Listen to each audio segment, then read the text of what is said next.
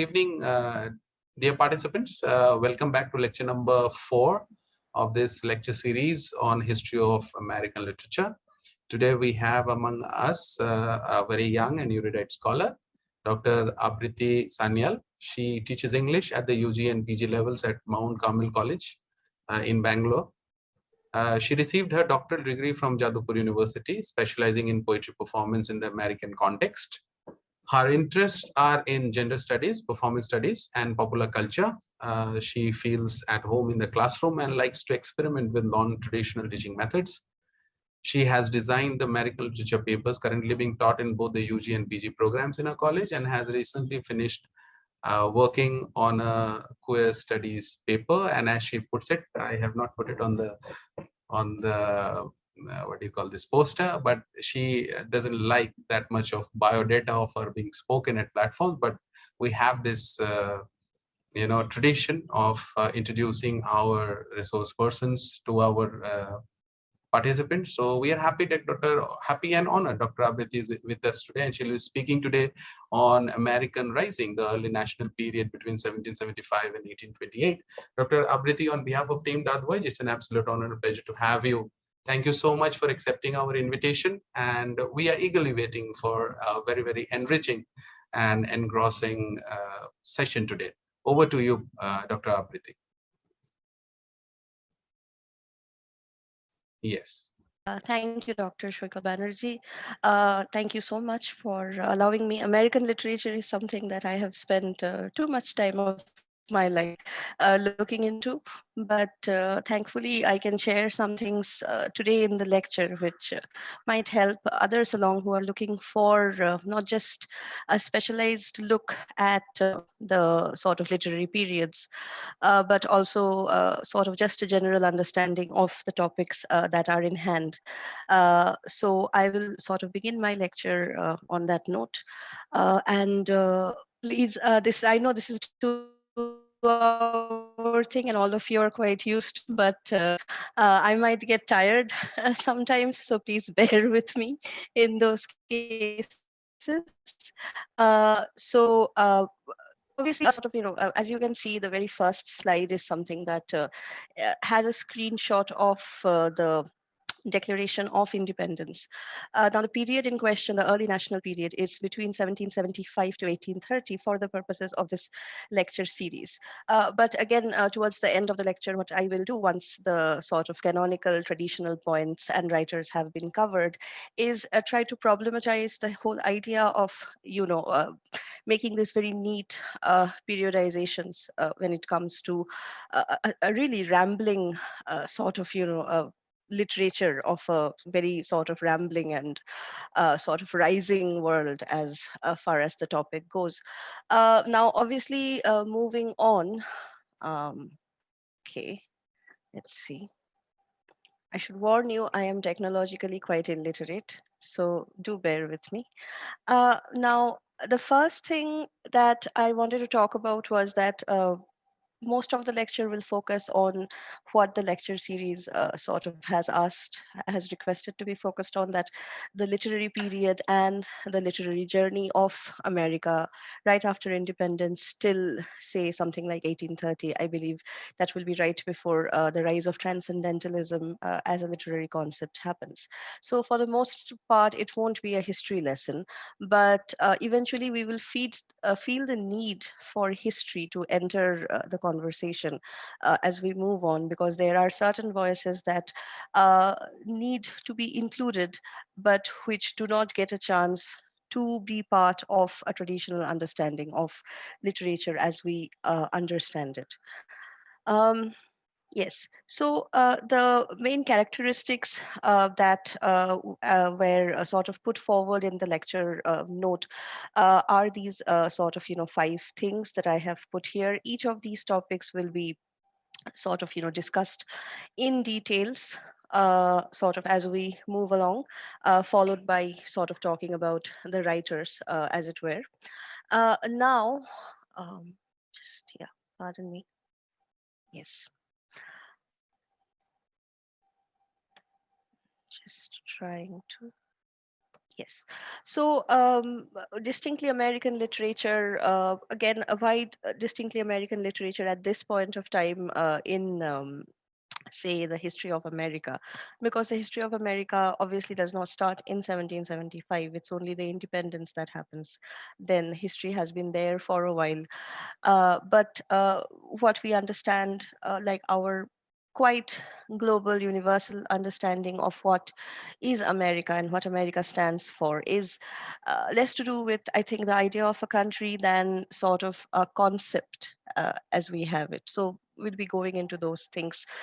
Then we will move into development of the genres. Obviously, up to this point, development of literature as we understand it has been not adequate. So, what are the changes happening there? Then, obviously, sort of publishing and readership is something that goes hand in hand with the development of sort of the genres, as sort of we will see. And I have written the word overlaps at the end of development of genres because it is quite difficult as students of literature, you will know this, that sort of, a writer is not often confined to one genre. And in a rapidly evolving literary system, as the case was with late 18th century sort of, American society, there are writers who have dabbled in more than one genre of writing. So those overlaps also sort of, need to be addressed. And then obviously the growth of personal narratives have both slave narratives and conversion narratives, which sort of I would opine is perhaps the most original sort of American form of literature to emerge from this period, which is not completely sort of, imitation or influenced by English sort of or European literary standards. And finally, the sort of force of federalism and having a federalist government towards the end of the 18th century when John Adams becomes the president is something that has sort of, endless ramifications, not only sort of, culturally, but also psychologically, I would feel, because the way federalism changed the discourse surrounding a lot of different things, sort of, and not just politics, is something that I feel that something that is still quite relevant. Moving on, obviously, what I mean by a distinct American literature is, first of all, the development in thought following independence. Now, uh, yes, 1775 is sort of, the starting point for this literary period for the sake of sort of a neat periodization. But at the same time, what needs to be understood is what came before. There is no way to understand what is exactly happening and how literature is getting shaped at this point of time in history, and with a momentous sort of occasion like the independence, unless we understand what came before. And much of what came before, as I'm sure the lectures sort of, until yesterday have covered, uh, have been modeled and based and sometimes imitated the neoclassical Augustan sort of writing that we find across the Atlantic and England at this point of time in history. So, writing by Milton, Pope, Dryden, sort of, Addison Steele, Dr. Johnson. These are the writers who influenced much of the writing that has happened until this revolutionary period in American literature.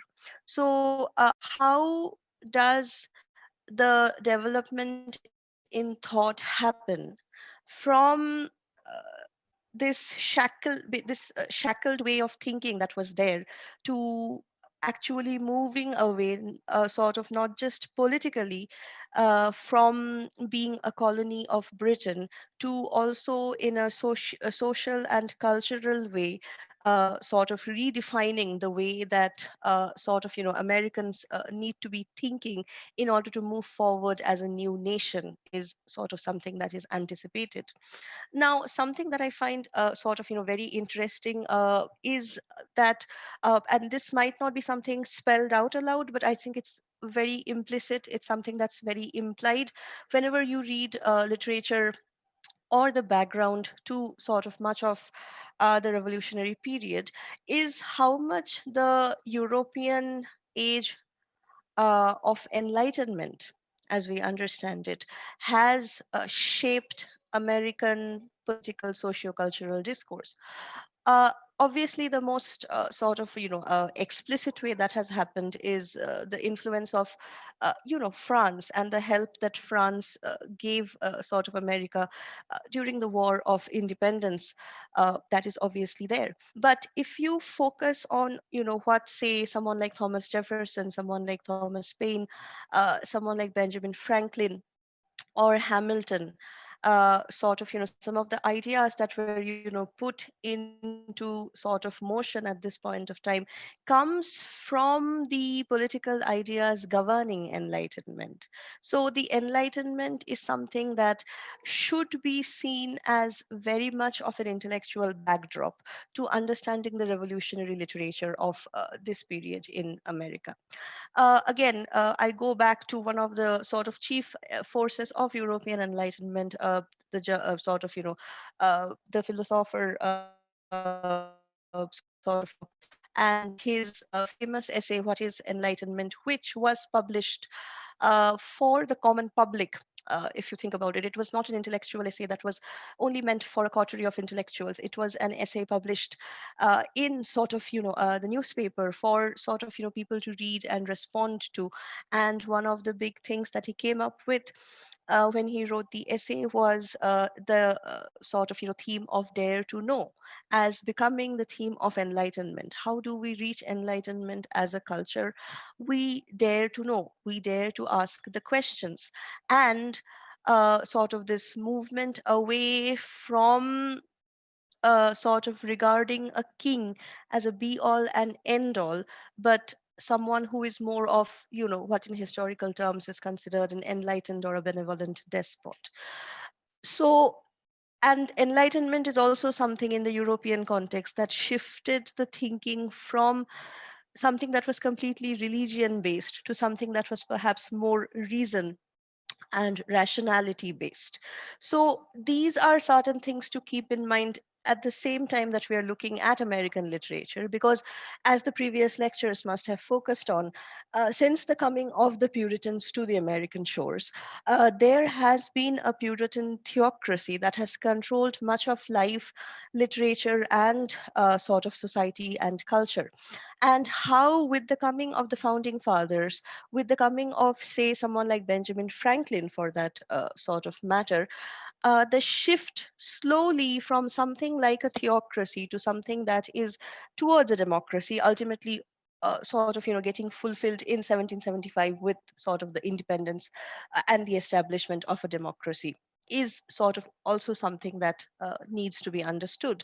The sort of focus on reason over blind faith, because as I'm sure you must have come across the Salem witch trials when you did the Puritan age. uh, the Salem witch trials is a product of blind faith.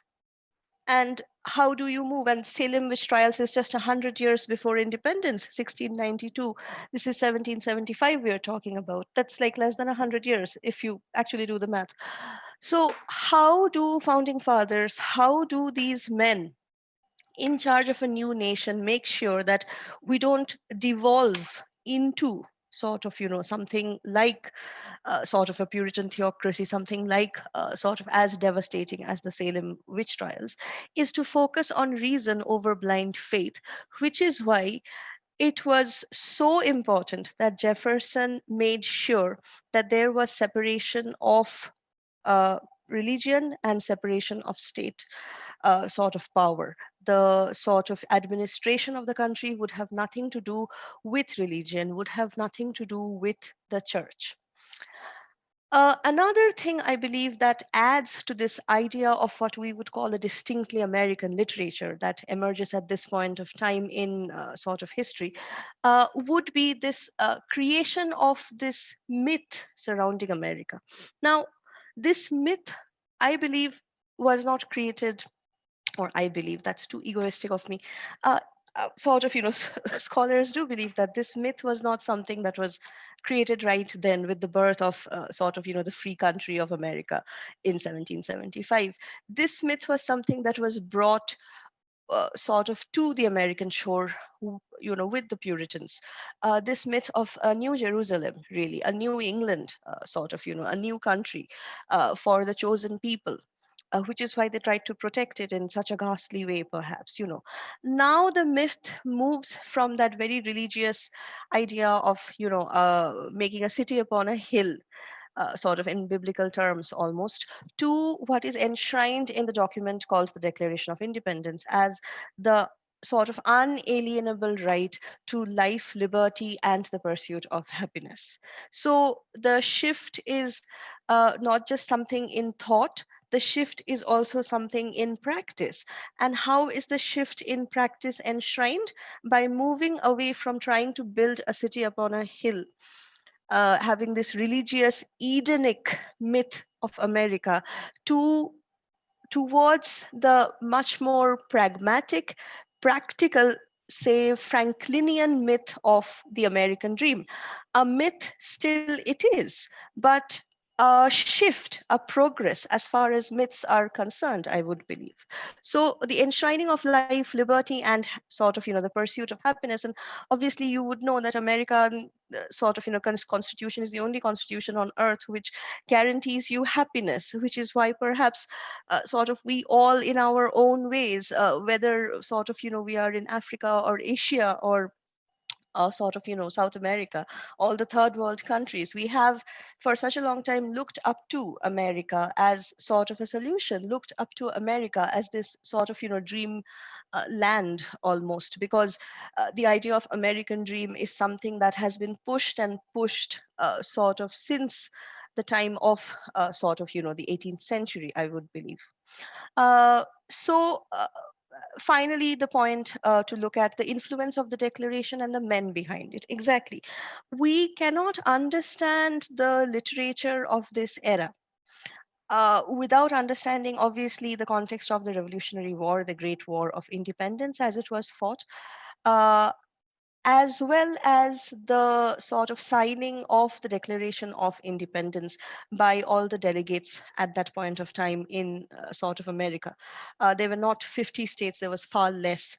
And the declaration becomes, I believe, the template to understanding, or the, say, the key to sort of unlocking how literature developed after this point. Because much of the writing that we would look at, say a poet like Philip Freno, for that example, is someone who feels obliged to write about a new nation, sort of in a positive light, sort of, literature that sort of almost touches the borders of, propaganda, because it is that important to keep together this idea of sort of the American dream, the idea of independence, this idea of happiness and liberty and all those nice things, sort of enshrined in the mind of these people who are now sort of stuck between, they are in a transitional phase, moving from being a colony of sort of Britain and loving and liking everything British, to actually trying to make an identity of their own. So Franklin, Jefferson, Paine, they should be considered as guiding lights. And hence, so when I do American literature sort of in my college, sort of I always have sort of a new historicist view of things, in the sense that I tell them that don't just read the poetry of the time, go and read the political documents, go and read the essays of the time, go and read what Franklin said in his autobiography, go and read what Jefferson sort of, speaks about in his letters, and definitely go and read Thomas Paine, because he is such an interesting figure, an Englishman in America championing the American cause. So, in a way, what these people have done, and do not confine your thinking to just these three men. I mean, in sort of, all the founding fathers together, sort of Hamilton, Washington, all have contributed to this idea, and what I call, almost this poetics to understanding what follows when it comes to American life and American culture, because obviously one is not separate from the other. But what I also call the dark field of the Republic, which is something I have shamelessly borrowed from one of Adrian Ritt's sort of poems, is the condition of someone like Thomas Paine. Because while on the one hand, Thomas Paine is best known for his American crisis papers, I'm sure, which has been covered in one of the previous lectures, at the same time, Paine is also someone whose sort of common sense is something that earned him enough notoriety, and so virtual banishment from this country that sort of he had tried to embrace as his own. Why do I call it a dark field of the republic? Because on the one hand, what makes America great, this idea of American exceptionalism, is also where the pitfall sort of I think lies. This whole idea of this whole myth of sort of the sort of American exceptionalism, American greatness, the fact that America will show the way for how democracy is to be instituted across sort of the world, is dangerous in retrospect when you see someone like Thomas Paine being banished simply because he critiqued sort of religion. Now, that is an interesting thing because right now we have spoken about this shift towards reason over blind faith. But that's the catch, blind faith, but not the complete letting go of faith. Because America was founded on sort of the sort of rocks, the sort of the, how shall I put it, the foundation of America is something that is very puritanical. It is something that is very religious, and the repercussions of that I think are still visible in sort of current affairs, I believe, where there are certain things about America that still shock us. The fact that despite being such a rich country, despite being such a progressive country, apparently, despite being a country where sort of there is unlimited freedom, perhaps how to dress and who to be, but at the same time, America is also something that is deeply conservative. America is also something that is deeply divided about whether it wants to sort of progress or whether it wants to stick back with shackled to its sort of conservative ideals that is there. Hence you have religious cults sort of forming there.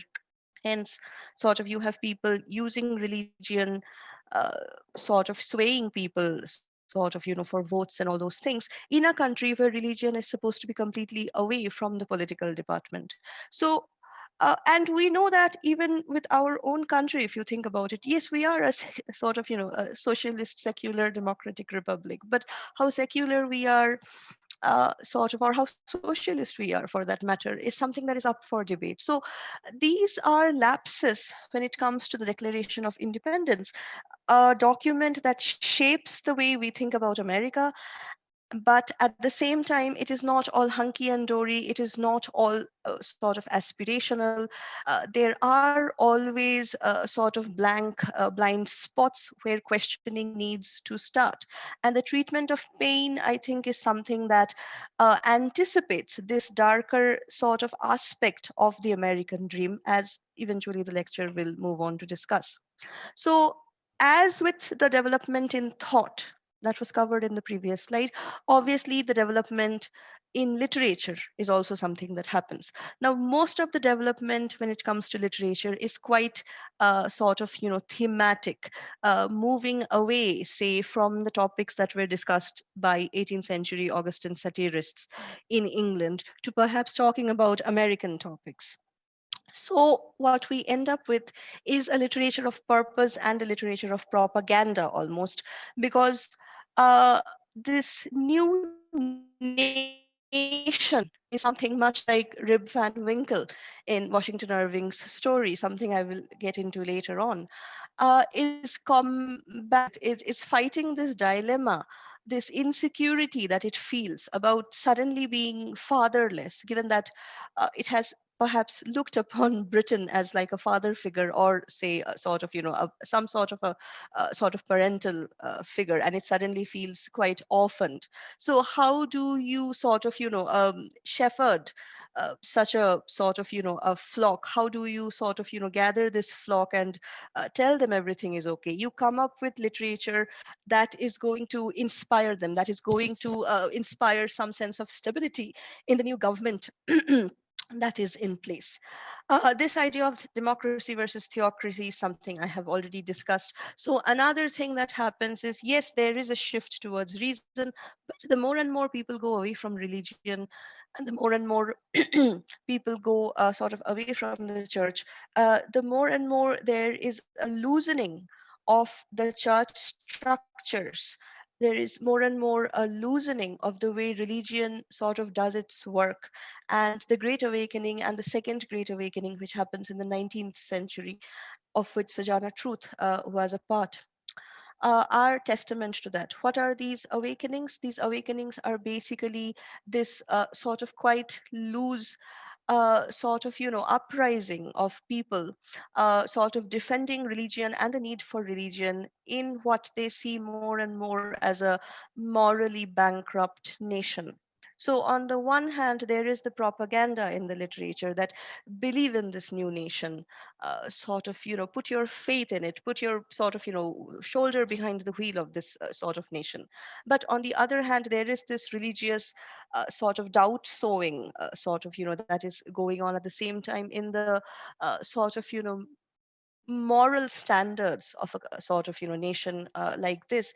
And one thing that happens, and something that I have taken the liberty to add myself to this lecture, is the rise of sermons and the rise of speeches, the oral variety of literature, something that gets quite overlooked when we are looking only at a very traditional, canonical, written and printed and published version of literature, something I will move into eventually.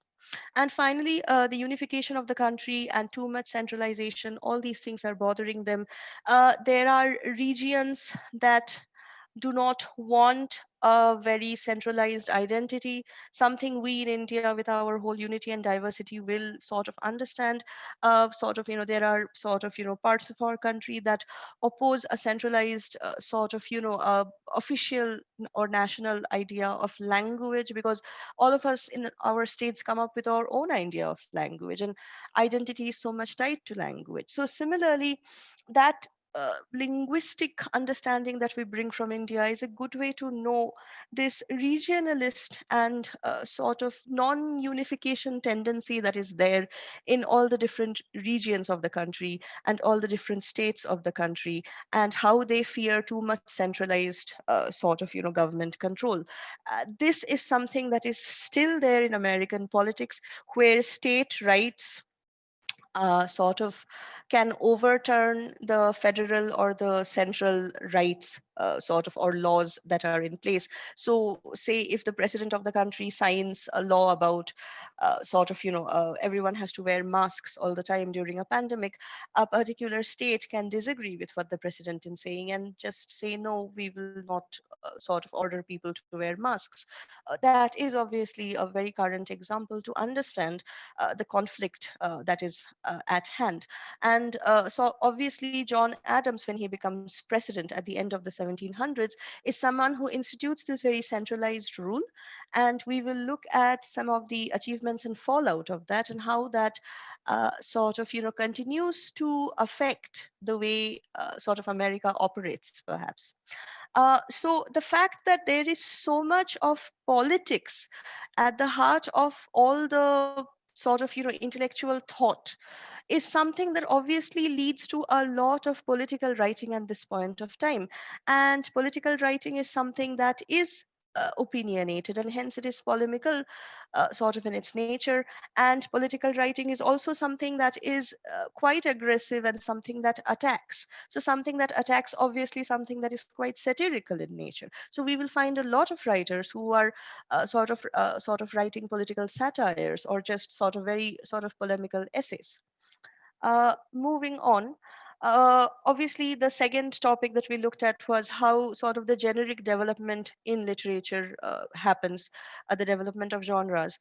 The first genre we are looking at is poetry. So again, I will go through the salient features, I believe, that are part of this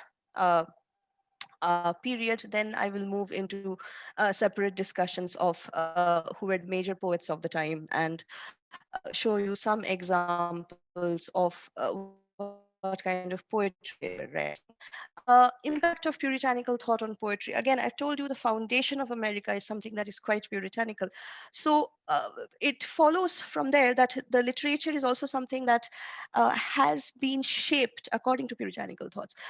If you have already looked at Anne Bradstreet, sort of the first sort of published American poet, white American poet at least, you will know what I am talking about, because her themes were limited by where she lived and the Puritan sort of, Massachusetts Bay Colony, which is what they called their first sort of, venture.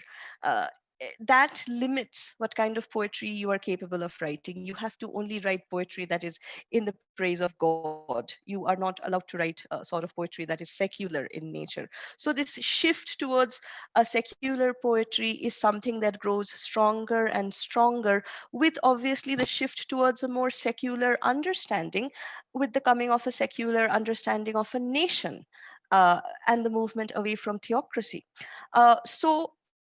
What are religious poems replaced by? They are replaced by patriotic poems, uh, which obviously highlight the nationalistic fervor, which obviously highlight the sort of excesses of the British government, which obviously highlights how Americans are supposed to carry on with their lives. So, the problem often with literature that is such propaganda driven and such agenda based is that it has no true literary value according to traditional definitions of literature.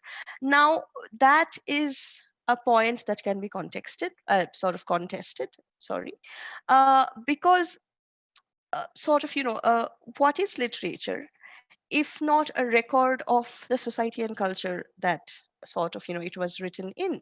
So from that perspective, I would argue that no matter how little literary value we might find in sort of the poetry or other writing of this time, its value is more of that of a socio-cultural and political historical document than perhaps it is that of something that would be quite narrowly defined as sort of literature, which is supposed to be freed from these sort of parameters of thinking.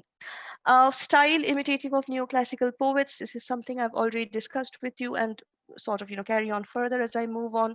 So obviously poets from the canon, because again, please don't limit yourself only to knowing that Freno is the one poet I need to know, because there are a lot of poets from especially black poets, Native American poets, women poets who weren't getting published at that point of time and who were writing and whose writing has been discovered much later and is still being researched on. But obviously we are looking at the canon right now, and Philip Freno is the first name that comes up when it comes to the early national period, because he is considered the poet of the American Revolution. Just like Whitman is the transcendentalist poet, like Bradstreet is the puritanical poet, or Milton is the poet of the Commonwealth, if you can put it that way, or of the Civil War era. So Freno is someone who is has a very intimate relationship with the founding fathers, but at the same time, he has enough backbone to oppose a very centralized idea of governance. So why did I put that second point in? To just make it clear that even though these people are being introduced to you as poets, what you need to understand is uh, poet does not mean that politics is not a part of how he thinks. Politics is a part of everything that we think, because what you have to do is, when you think of politics in terms of literature, you have to go back to the dictionary sense of the word politics. You have to go back to, you have to peel off the pop culture news cycle media driven labels that we have around news to understand that politics is basically power.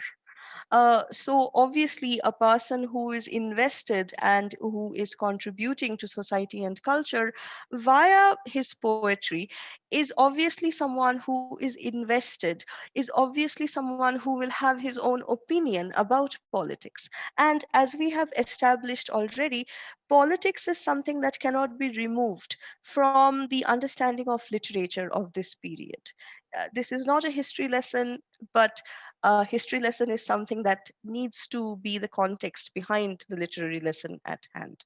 And what does Freno do? Obviously, he continues the work of the previous generations, people who were writing patriotic poetry before the great war, before the American Revolution. He continues that same vein of writing because he somehow feels sort of responsible to do that. He somehow feels to be, the voice of America at this point of time, to focus on those particular issues. But very sort of interestingly enough, and to go back to something I said in the previous slide, because something is agenda driven, it is not necessarily something that is very pleasant to read. It is not something that perhaps sort of has literary value, as sort of, I was trying to explain. So eventually, once all the battles are sort of, won, America is independent, the idea of America is there shining bright on some marquee. What he ends up doing is writing in a very romantic vein, much like the English romantics, who were writing at sort of, the same time the American sort of revolution is happening. Because think about it, 1798 lyrical ballads gets published. So always try to think of literature not in compartmentalized sections. Always try to sort of,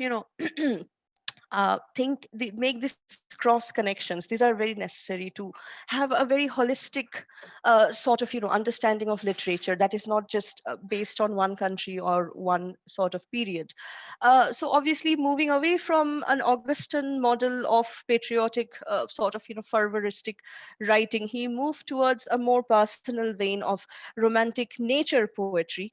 And what he does, sort of unwittingly or wittingly, we don't know, we can't ask him, is perhaps lay the groundwork necessary for the transcendental poetry of Emerson and Whitman. And if we can call Dickinson a transcendentalist, then sort of, in that sort of, vein. Now, here are two examples of sort of his poetry. On the left, you can see I have a few lines from the Political Litany, which is obviously, as the name goes, a political poem. And on the right, you have an example from one of his nature poems. So, from an island that bullies and hectors and swears. So, look at the language used: bullies, hectors, swears. A very rough sort of, language that you wouldn't associate with your traditional gentle understanding of poetry, sort of, as we have, that we send up to heaven our prayers that we may become free men and Britain, be damned. So sort of, very polemical, sort of very sort of something that served the purpose at that point of time to perhaps rouse the American soldiers to fight the British soldiers, rouse the American people to fight British influence. But in the long run, something that does not yield to too much analysis, does not create a sense of aesthetic that perhaps we seek in poetry. And the answer to that question lies in the wild honeysuckle, because simply look at those lines: from morning suns and evening dews. Even the language is different. The harsh sort of words like hectors, bullies, swears, the R sounds there are replaced by, morning suns, dews, little being came. If nothing wants you, nothing lose. For when you die, you are the same. The space between is but an hour, the mere idea of a flower. Sort of, almost something like William Blake would write, and eventually something perhaps that, Emerson or Whitman would write. So obviously there is some sort of pleasure we derive as sort of people who might like reading literature from the wild honeysuckle that we do not derive from the far more patriotic, polemical sort of political litany. And this is the sort of, contrast that I wanted you to sort of, notice. Moving on from Freno, we have obviously the next big name, sort of William Cullen Bryant. He obviously was again influenced by British Augustan age poets, wrote satires, but he is now today best known again, like sort of Freno, sort of his more aesthetic nature poems influenced by English romantic sort of writing. But what interestingly also he does is, and I have an extract from this rather sort of, problematic poem called The Ages, is he is also someone who um, sort of, uh, did this propaganda of, American exceptionalism, manifest destiny, providence, which sort of when you look at it sort of in retrospect, is sort of, rather sort of xenophobic, is something that is very sort of, exclusive, something that is not very inclusionary, something that sort of focuses on what I was talking about as, the dark field of the republic, the dark side of the republic. But sort of be that as it may, he is also someone who is sort of very much a part of this shaping of an American idiom of poetry. Let us look at sort of the poems, sort of the extracts that I have in place. So, sort of the one that you see on the left, this like terrible sounding word that we all have trouble pronouncing, sort of Thanatopsis. To him who in love of nature holds communion with her visible forms, she speaks a various language. Very much sort of a Wordsworthian lyrical ballads, sort of a vibe that this poem gives. This whole idea of having sort of nature as sort of a companion to sort of seek uh, spiritual succor in nature is something that you find right here. And then we have something like the ages, which again sort of looks at this idea of America the nation. So here the free spirit of mankind throws its last fetters off. Who shall place a limit to the giant's unchained strength, or curb his swiftness in the forward race? So again, sort of something not very sort of doesn't give you that aesthetic pleasure that we might want from poetry, and sort of look at the whole idea of a limit to a giant's unchained strength. When you think of American foreign policy now, that is something really problematic if you think about that. And uh, it's not a leap to talk about American foreign policy after reading something like Freno or Bryant, because this sort of is an idea that has sort of turned into practice eventually. This particular way of thinking that has been engendered and enabled and encouraged since sort of the independence, that has led to a particular way of relating with other nations, of having this big brother kind of an attitude, in this case a giant like attitude perhaps. So again, whatever I'm telling you of the poems are my own opinions of it. So you're feel free to disagree with me during the Q&A session. I most welcome it. Moving on, of course, we have sort of, Phyllis Wheatley, who is the first sort of Black published poet, who was a slave, who she was sort of auctioned at the age of, she was kidnapped actually at the age of 8, sort of brought from Africa to America, and then Mr. and Mrs. Wheatley, who bought her, basically decided to give her an education. Now, the education she received obviously is neoclassicist, given sort of she is sort of growing up at that point of time in history. Now, the interesting question is how do we make that leap from two white men, Freno and Bryant, to Phyllis Wheatley, sort of the Black poet, the first published Black poet of sort of, of America. And that isn't too hard because of the rather problematic nature of sort of, Wheatley's legacy, because modern scholars, especially African American scholars, have sort of split their hairs about whether Wheatley is someone who is assimilationist, in the sense that wouldn't she be? She was 8 years old, sort of, when her training began into white culture. She grew up in a white household where she was not treated like any other slave. She was given an education. Now, by the time we get to slavery, we know that that is a luxury that few slaves had. Being given an education, being allowed to publish, and eventually being set free from slavery. So, an educated slave is an oxymoron at this point of time in history. So that's why eventually I would like to sort of leave that question open, that how much is Wheatley really representative of her race at this point of time? Because much like sort of Freno and Bryant, if you sort of think about it, there is not much difference sort of in her style of writing. It is something that is is very much English derived. Let's look at these few lines from her most famous poem on being brought from Africa to America. It was mercy that brought me from my pagan land and taught me to understand. This poem is something that is open to a lot of different interpretations. Basically, in this poem, she is showing gratitude for having been rescued from her pagan and dark continent and brought to this enlightened sort of world of sort of white feet Christianity, and how sort of that Christian education, the Christian values is something that makes her who she is. So one reading of the poem gives us the impression that she is an assimilationist, someone who internalizes sort of her own race's inferiority as taught to her by sort of the superior, not superior so much as the dominant race.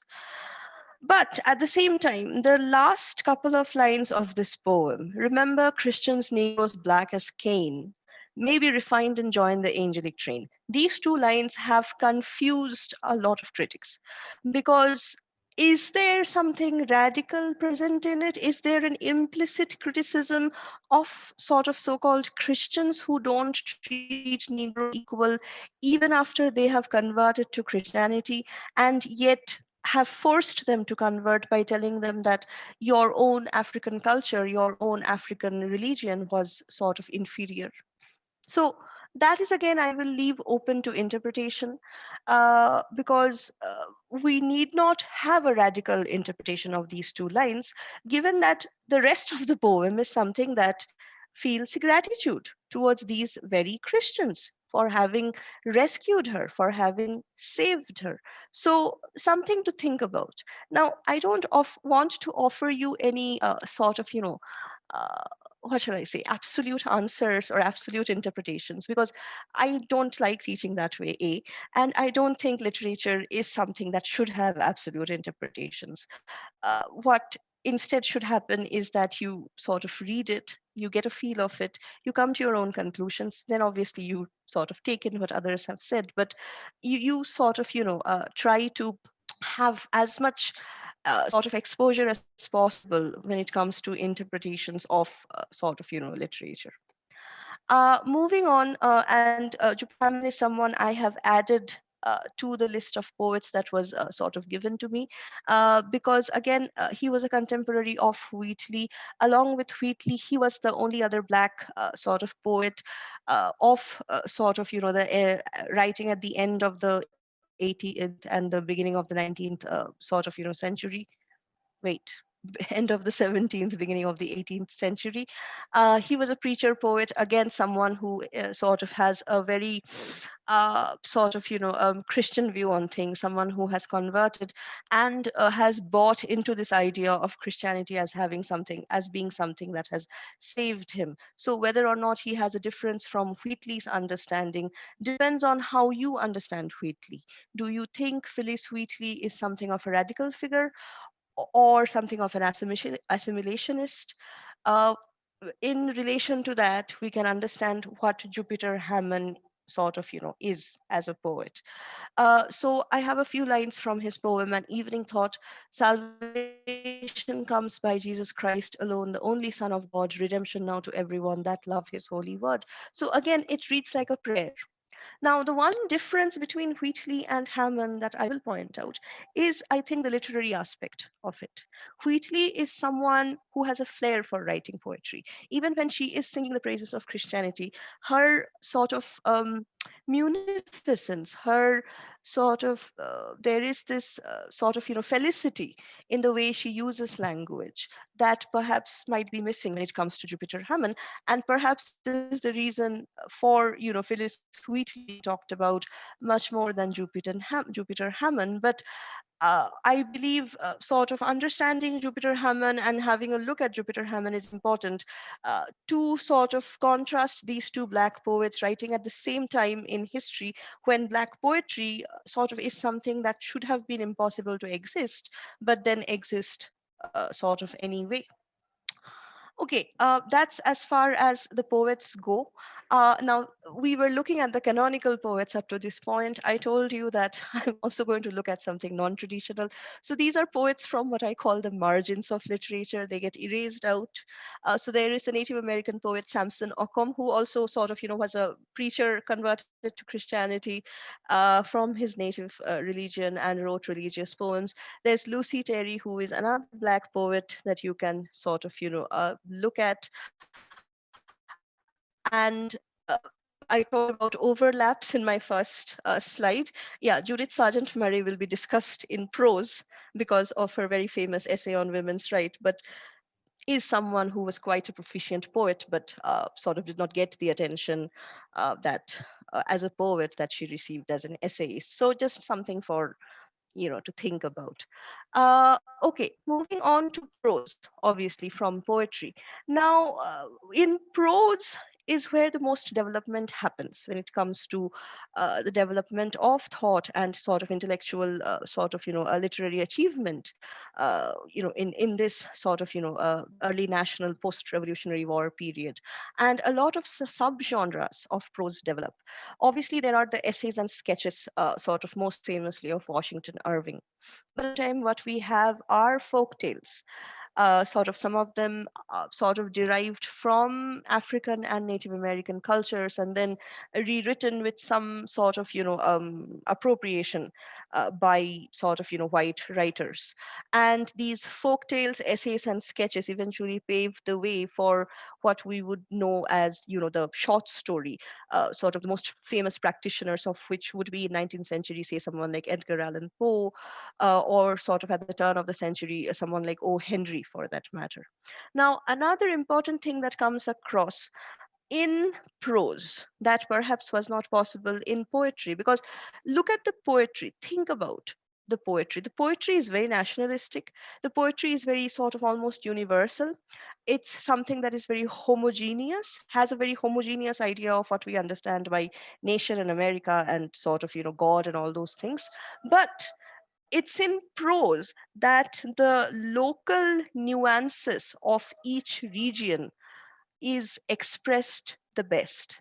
So, for example, by the when you go to the mid 19th century in the next sort of few lessons, hopefully, you will know how Edgar Allan Poe is not just an American short story writer; he's a Southern Gothic writer, specializing in a particular subgenre of the short story.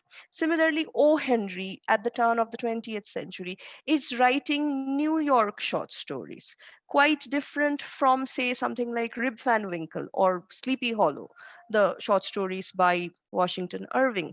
So, local customs and colors is something that is introduced, say, sort of with someone like Irving, but later on, sort of, gains a sort of immense height. Sort of reaches its full potential by the time, say, someone like Poe sort of will be writing. And Sarah On Jewett, Kate Choppa, again, these are writers not of the revolutionary period, but sort of, these are examples to show that how far the short story will go from just the essay and sketches that will develop at this sort of, early national period, sort of, in time. Um, Okay, so we begin with Washington Irving. Again, the influence of 18th century literature is very much there, but now we have to look out how Americanized does that English literature gets. How do we Americanize something English? Obviously, the influence of Addison and Steele's periodical essays sort of is very prominent in Irving's sort of writings. Dr. Johnson's sort of, essays uh, and sort of style of commentary is something that influenced Irving. But sort of what the difference that he brings in, which I will move into shortly in the next slide, sort of is that he sort of focused on details that made him the first, that made him sort of, at least sort of, critics call him the first American man of letters, like the first intellectual. Like Whitman is considered like the first American sort of, poet, of someone who writes American poetry and not just poetry that is a knockoff of English writing. And he was, very importantly, Irving paved the way for other people to make money by simply being a writer. He was the first successful professional writer, and he paved the way for other people to also make a living by simply writing. Salmagundi was basically the periodical in which he would publish his sketches. Most of his sketches would basically focus on New Yorkers and their foibles, their sort of character defects, much like Addison and Steele would do the same in their periodical essays with the English country gentleman, or the English squire, as he is known. Moving on. So the most important thing that Irvin brings that we don't find in poetry up to this point is there is this very rambling, purposeless quality to his writing. The poetry of this period is something that is full of purpose, something that has an agenda, something that has to achieve something. But Irving's writing is there simply to be read, simply to be enjoyed. So there is this purposelessness. The whole art is use hyphen less quality that he brings in contrast to the polemical pragmatic writing that of poetry that is there, and in contrast to sort of the same kind of polemical pragmatic writing that will be there in other prose pieces by other prose writers. And to quote him, he looks at the world not through the eyes of a philosopher, but more of like a sauntering, lazy gaze of someone that I think is like a window shopper. Not someone who has gone with purpose. Oh, I will go to this shop, I will buy this and come back. No, he's someone who's just loitering around, checking in windows. Oh, what is going on? There's a very steady, but at the same time something of a aimlessness about it, which is in a way, something quite different from the kind of literature that America has had up to this point. It's either been religious or it's been patriotic. It or it has been polemical or satirical. It has never been just easygoing. It has never been just for itself with no purpose to serve. And another thing that Irving brings is the importance of places, the importance of a space, the here and now, the present moment, which I think is a very American quality. The living of life at the present moment and not worrying about what will happen later. And his two famous stories that I have looked at are Rib Van Winkle and Sleepy Hollow. Now, Sleepy Hollow is obviously a horror story that is there, which basically looks at this New York detective who comes to this rural Massachusetts village, I believe, and basically investigates this case of what is known as the specter of the headless horseman, which eventually is revealed to be really something dramatic and cuckoo if you think about it. And then there is Rip Van Winkle, the man who falls asleep for 20 years, wakes up after 20 years. And so when he falls asleep, America is a colony of Britain. And when he wakes up after 20 years, America is a free country. Now, what Rip Van Winkle captures is this anxiety and nostalgia that I was speaking about, of dealing with a new nation, of suddenly waking up from sleep one fine morning and like going to bed with a father and waking up the next morning without a father, and like you having to figuring things out for yourself. And Sleepy Hollow is again something that looks at this really elite class of people, a rich group of people, and the decay that very wealth and that very privilege might be leading to in them. So it's an interesting look at America, one America in Rip Van Winkle that does not want to accept the change, is uneasy with the change that has happened, and another America that is so far stuck back in time that it and has had it so easy that it doesn't want to give away those things. It sort of rejects, sort of hinders, is hostile to this New York detective who comes to sort of take over this sort of murder mystery that happens in sort of the hamlet of Sleepy Hollow. So it's an interesting focus that sort of Irving has, and what he's trying to do with sort of his prose. Now, sort of moving on, I wanted to talk about the polemical essay. So Irving is obviously someone who sort of moved away from something like this and gave us a respite from this. But this is a very political period, and we have to come back to politics. So we end up with the polemical essay, and that is there, which basically talks about social issues, which basically uses the form of prose and newspaper and pamphlet, to basically draw attention to social issues that get ignored otherwise. And the population it served best are the women of this time, sort of the African Americans of this time, the Native Americans of this time, who did not have access to, say, the higher education that would enable them to, or who were not encouraged to write poetry.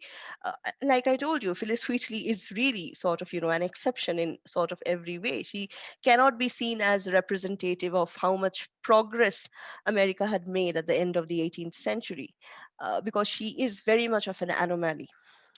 And the polemical essay and what the essay could do in sort of creating and shaping public opinion is something, again, much like I talked about, what Irving is doing would lead to someone like Poe being able to do what he could do 50 years later. Similarly, what the polemical essayists like sort of Mercy Otis Warren or Judith Sargent Murray were doing at this point of time would 50, 60 years later lead to sort of women asking for suffrage, asking for sort of abolition of slavery, asking for temperance, all these movements associated with women, and eventually feeding the flames of sort of the right to vote for women. So the polemical essay is something that needs to be understood in this larger historical context as playing a pivotal role and laying the groundwork eventually for something like suffrage movement to evolve sort of in sort of the next few decades. So obviously, the issues discussed are feminist issues in the polemical essays of this national period, and sort of other civil rights issue, because the prose writers, most of them women, are not just talking about women's concerns, they are talking about the concerns of the slave and of the native as well. So what the prose becomes in the hands of these women is an instrument to highlight the glaring lapses between what the Declaration of Independence enshrined, the pursuit of life, liberty, and happiness, and the reality where, well, life is only livable if there is liberty, which neither the native nor the slave nor women have. And well, if you don't have liberty and you cannot enjoy life, where happiness is something that clearly does not follow. So the Declaration of Independence is something that means nothing to these sort of, communities of people that are very much a part of America and yet denied any citizenship rights. And how the essay becomes a tool for them to sort of, bring these issues to the forefront of the public conversation. First, we look at Marcy Otis Warren, who was writing and a very much a part of the inner circle of the founding fathers during the Revolutionary War and even after it.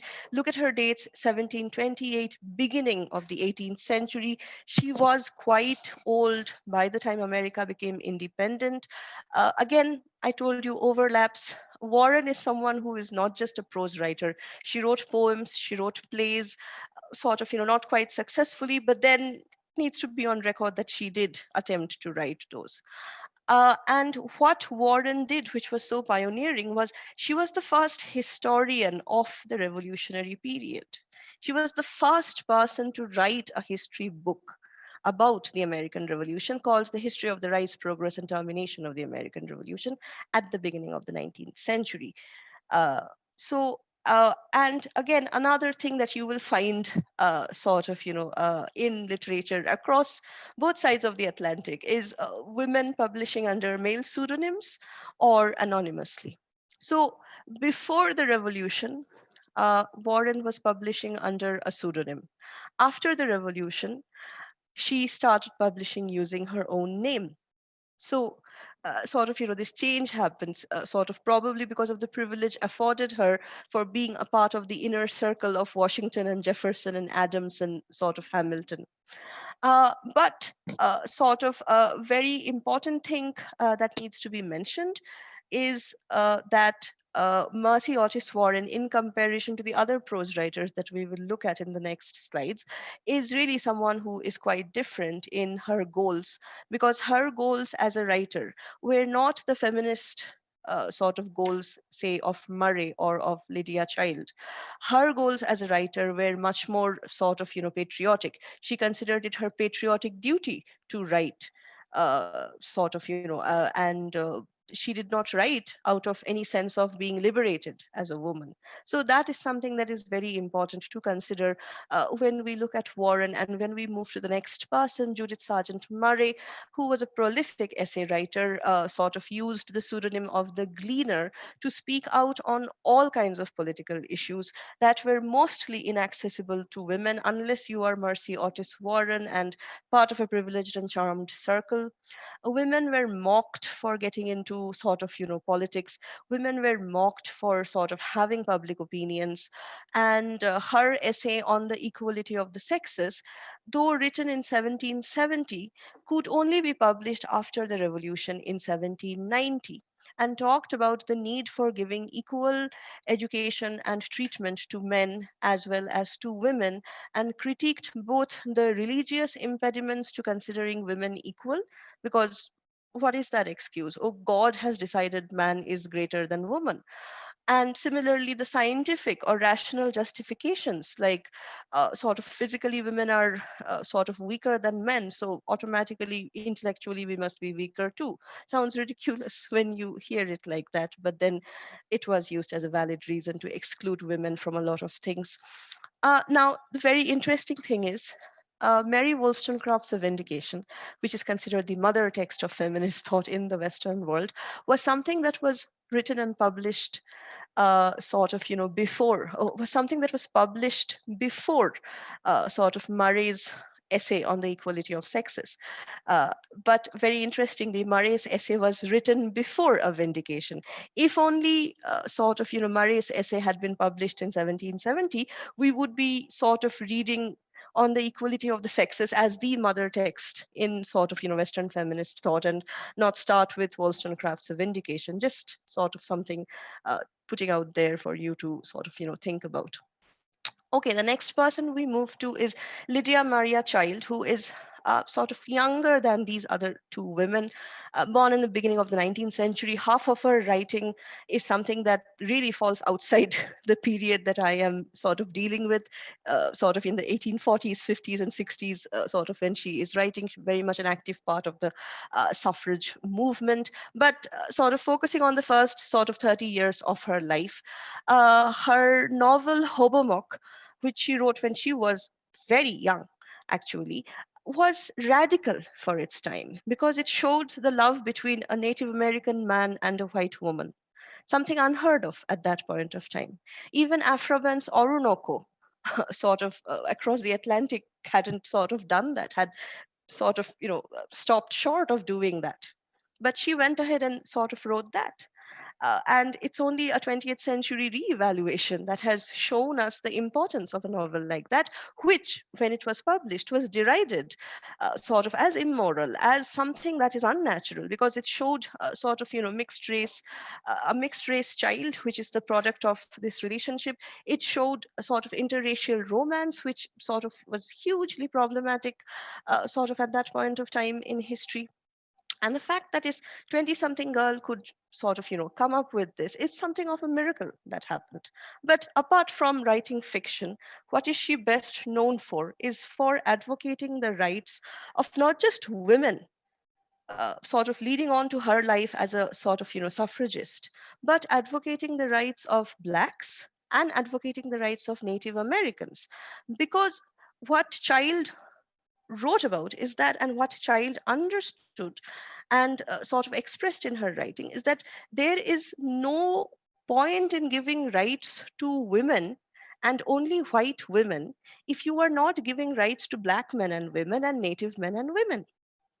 That would be just, again, a very half baked way of giving someone independence, giving someone freedom. When you are giving one person, it's like setting up a hierarchy that sort of is very problematic, is very dangerous. So that is the thing why we remember Lydia Maria Child the most.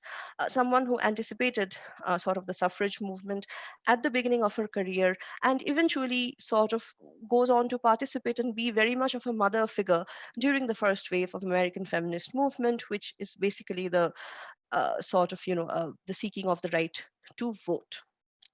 Okay, moving on. Next, we have the novel. Again, I know I spoke in prose about the novel Hobomog because I told you overlaps are just something of, a thing that we just have to deal with when we come to a period like this. Now, the novels obviously are a logical offshoots of sketches and essays. If you're writing a sketch, you might as well sort of, have a lot of sketches, and it looks like a novella or a novel. So it's something that is very much logically follows from this interest in sketches and essays that is there in American sort of literature at this point of time, already established by Irving and Murray and sort of all these other people.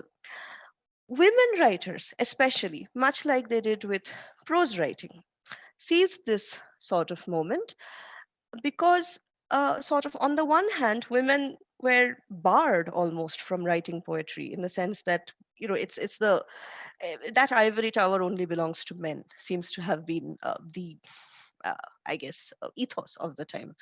So women, more and more, because they didn't have that sort of very fine education that fine gentleman would receive, and which Murray basically sort of, talks about in her Equality of Sexes essay, they start writing novel because it's much easier to write prose. For poetry, you need training, you need constant feedback, you need encouragement. But when it comes to novel, sort of, you do not need that much of a training. You need a good editor, and you can make a lot of money. So there are a lot of complex reasons for why women sort of got into novel writing, which aren't much different for the same reason that you would find women novelists sort of in England also at this point of time, much more than women poets. But at the same time, um, women, just like women poets, women novelists like women poets, had to obviously screen themselves behind a pseudonym. Or if they were not screening themselves behind a pseudonym, because, well, when it comes to a novel, you might take a little more liberty in saying that, yes, you wrote it. You still had to use narrative strategies to justify why you were entering the public domain. Now, if you go back to Anne Bradstreet and Anne Bradstreet's brother-in-law's sort of long excuse before sort of, the poetry was published, that Anne Bradstreet only wrote this when she got time after childcare and sort of, wifely duties. That's the sort of, disclaimer that has to be put out there when women are writing. It's like, yes, I am doing this job, but then I am sort of also taking care of my child while I am doing this job. So again, this whole idea that why are you entering the public debate? Why are you entering the public domain? How dare you, almost, is the question that is there. And you have to strategize sort of the kind of novel that you are writing to justify that, oh, who else will write this novel? Let a woman write this novel. These are sentimental novels. Men will, of course, not write them. So there are these very clever things that women would do to basically get to write novels. And this is something that continued for a while. Like, even later on, after much later, in the middle of the 19th century, when Harriet Beecher Stowe will be writing her Uncle Tom's Cabin, she will have to justify, as a woman, entering this whole abolitionist debate about giving Black men rights, but through writing Uncle Tom's Cabin, by basically saying, oh, Uncle Tom's Cabin was my moral duty to write because God told me to write this. So see, this is this narrative strategizing that women have to do to sort of get away with doing something that men don't really want them to do.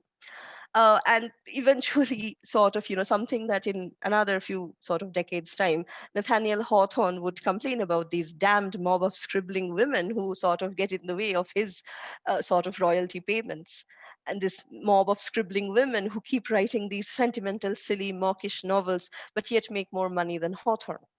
So there is this whole line to sort of Hawthorne saying something like this. And what is the kind of novels women were writing at this point of time?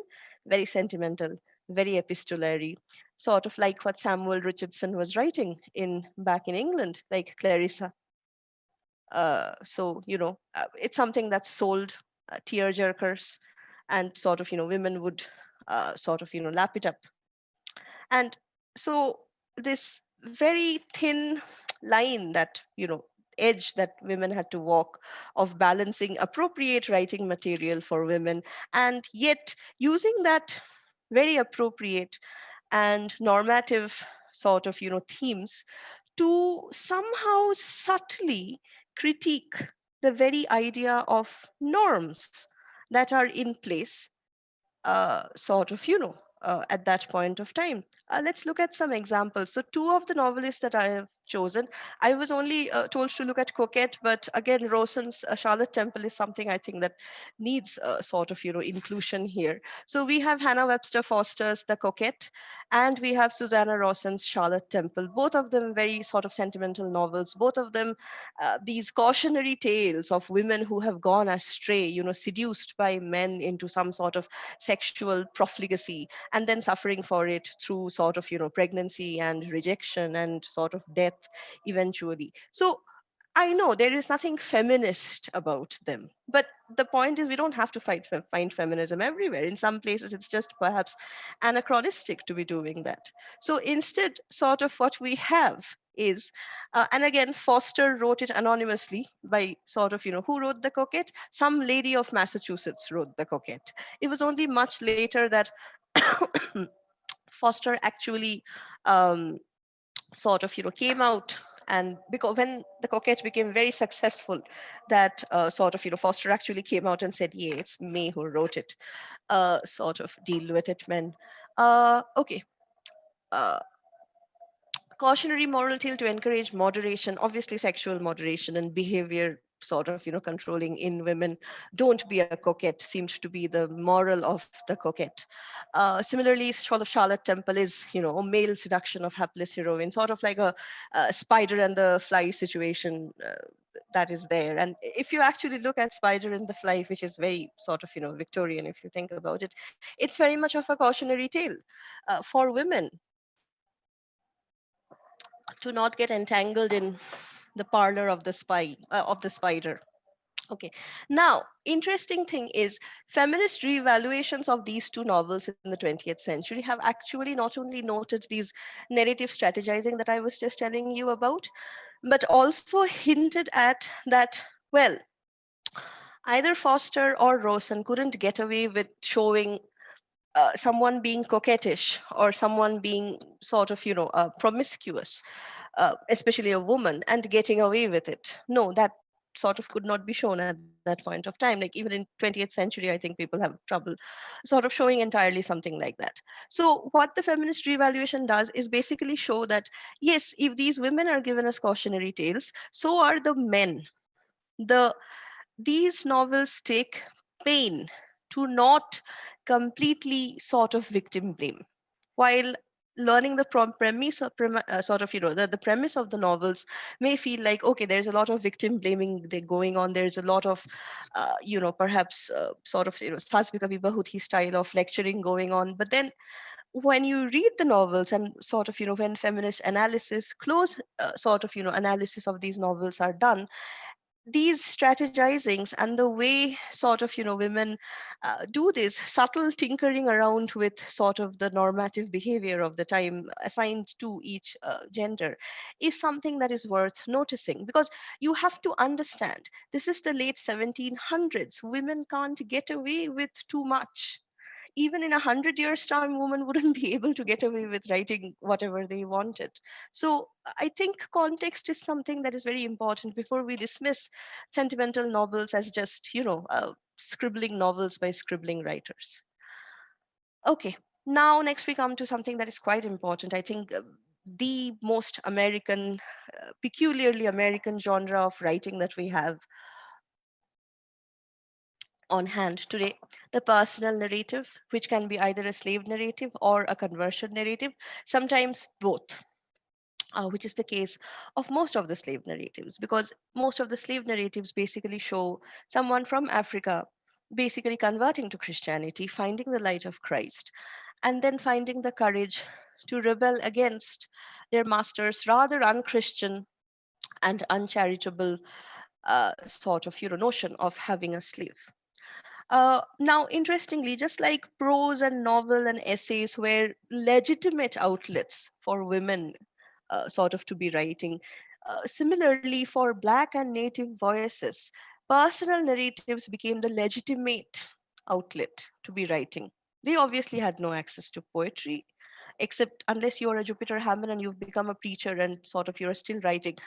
Sort of, there is nothing about the African American experience, if you think about it, in the poetry of Jupiter Hammond. It like, if you didn't know it was written by Jupiter Hammond, you could as easily say it was written by some white poet during the Great Awakening.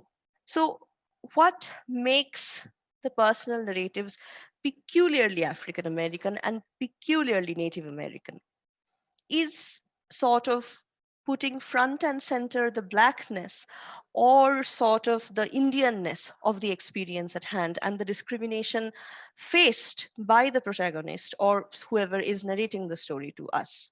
Because we cannot separate their skin color, we cannot separate their race from sort of the narrative. So it is something that is there right in front of us, something that we cannot ignore. Now, one thing that is important and which sort of, I know I'm not supposed to talk about Frederick Douglass, he comes in the next age, and the famous slave narrative of all times in America, still taught in schools, I think. But then, and sort of Frederick Douglass is someone that obviously was influenced by Franklin. But I can't help but talk about Franklin's autobiography here. Because of the influence that Franklin's autobiography had on the way slave narratives were sort of shaped, were sort of, written. Because sort of think about it, the slaves were narrating the stories to someone. Slaves did not know how to read and write unless you were a Frederick Douglass who was taught by a kindly white mistress to sort of, read and write, unless you were a Harriet Jacobs who was taught by a kindly mistress to read and write. In most cases, what would happen was the slave would dictate their life story to most probably a white sort of, charitable person, and that dictation would be then edited and published as the narrative of so and so sort of, slave. Now, while this process is going on, um, am I still audible, Dr. Banerjee? Yes, you're audible. Okay, all right. Uh, okay, now while this process of taking down the dictation and then getting it ready for print is happening, a sense of self is also shaped. And this sort of, shaping of the self in the narration is something that I think owes to Franklin and his autobiography. Just like Franklin's autobiography and Franklin's writings shaped the way the myth of America changed to that of, the good life, the American dream, the prosperous life, come here, work hard, immigrants welcome, come here, work hard, make it your own land, sort of, and get reward for your hard work. Similarly, Franklin's autobiography is something that sort of influences the way the growth of the self is shown in narratives and in personal narratives. And what Franklin did so well in his autobiography is show in parallel the growth of the self and the growth of the nation. This is a trope that will be reused and overused in American sort of literature again and again and again. But I guess its overuse can be attributed to the fact that it is so effective in sort of, and gets the meaning across that you as a writer, sort of, as a narrator might want to get across. So this idea of nation and self growing together, where the self becomes the nation and nation becomes the self. The idea of individual and community overlap rather than conflict with each other is something that is very important, I think, when it comes to the context of the personal narrative. Um, yeah. Now, obviously, moving on, the first name we are looking at is Olaudah Equiano, who wrote the first slave narrative in America, where slave narratives are a very truly peculiarly American literary form. This is where I think when the sort of, the title, the subtitle we have, the development of genres, is finally justified. A genre that is truly American, sort of, something that is truly American literature is something that is the slave narrative, and sort of very ironically, sort of, written not sort of by people who ruled the world or who controlled literature and culture. So the life of Olaudah Equiano, published in 1789. And so again, what we are looking for in personal narratives, like I told you, in patriotic poems, is not literary value, not aesthetic value, but historical documentation. Because think about it, it is only through this publication of slave narratives that the whole world and the whole of America, outside the southern states where slavery was practiced, that people got to know about the terrible condition of slavery that is there. Slavery was not just having a servant, the horror of slavery that is actually there. Something that you find in 12 Years a Slave, also a slave narrative, is something that requires preservation, reminder that, well, this is why blacks still sort of, fight for Black Lives Matter, and all those things come from this history of violence, history of oppression that sort of, black people have faced in America. So when we look at slave narratives, we do not necessarily have to look for literary value or aesthetic value or sort of, linguistic value. We look for historical documentation, historical evidence that slavery existed. Similarly, like that of African Americans, we have Native Americans, in this case, a Mohican, sort of the tribe of sort of the Mohicans, Hendrik sort of Opomot, who wrote sort of the history of his Mohican tribe, as well as sort of a personal narrative called The Short Narration of My Last Journey to the Western World. uh, Sort of, similarly, the an interesting thing is, if you remember Samson Occam, the sort of, from the margins poet that we looked at for a little while at the end of the poetry section, there is this conflict between sort of, Opomot and Samson Occam, the native poet, because and this is a conflict that's not just native. This is something that any community that is non-white sort of, would face in sort of a white supremacist America. And that is the conflict between whether to assimilate or whether to stand your ground, integrate, and perhaps, well, face genocide. And on the one hand, Opomot was someone who sort of wanted to stand his ground, not want to assimilate. But Samson Occam, on the other hand, is someone who sort of wanted to assimilate, sort of thought that that is the only way to ensure the survival of the Native American tribes. That is there to integrate, to sort of assimilate into sort of, the American white culture and white religion, as it were. It has already happened to the blacks, sort of via Native Americans resisting it. But on the other hand, if you assimilate, you lose yourselves in the ideology of the dominant culture. But integration would mean a sort of, sharing, a respectful and equal sharing of sort of a space by two equal cultures. So it's a conflict that is for the ages. It's something that wherever colonization has happened, or some sort of hostile takeover has happened of one community by another community, one race by another race, is something that faces. Okay, this is something I have added, speeches and sort of basically oral culture, because if we don't add this, we lose out on a lot of sort of cultural sort of development, cultural landmarks. If we only had a very traditional understanding of poetry, prose, novel, play, sort of generic understanding of literature. Because in America, the sermon and the speech is historically important. The Puritans sort of landed, and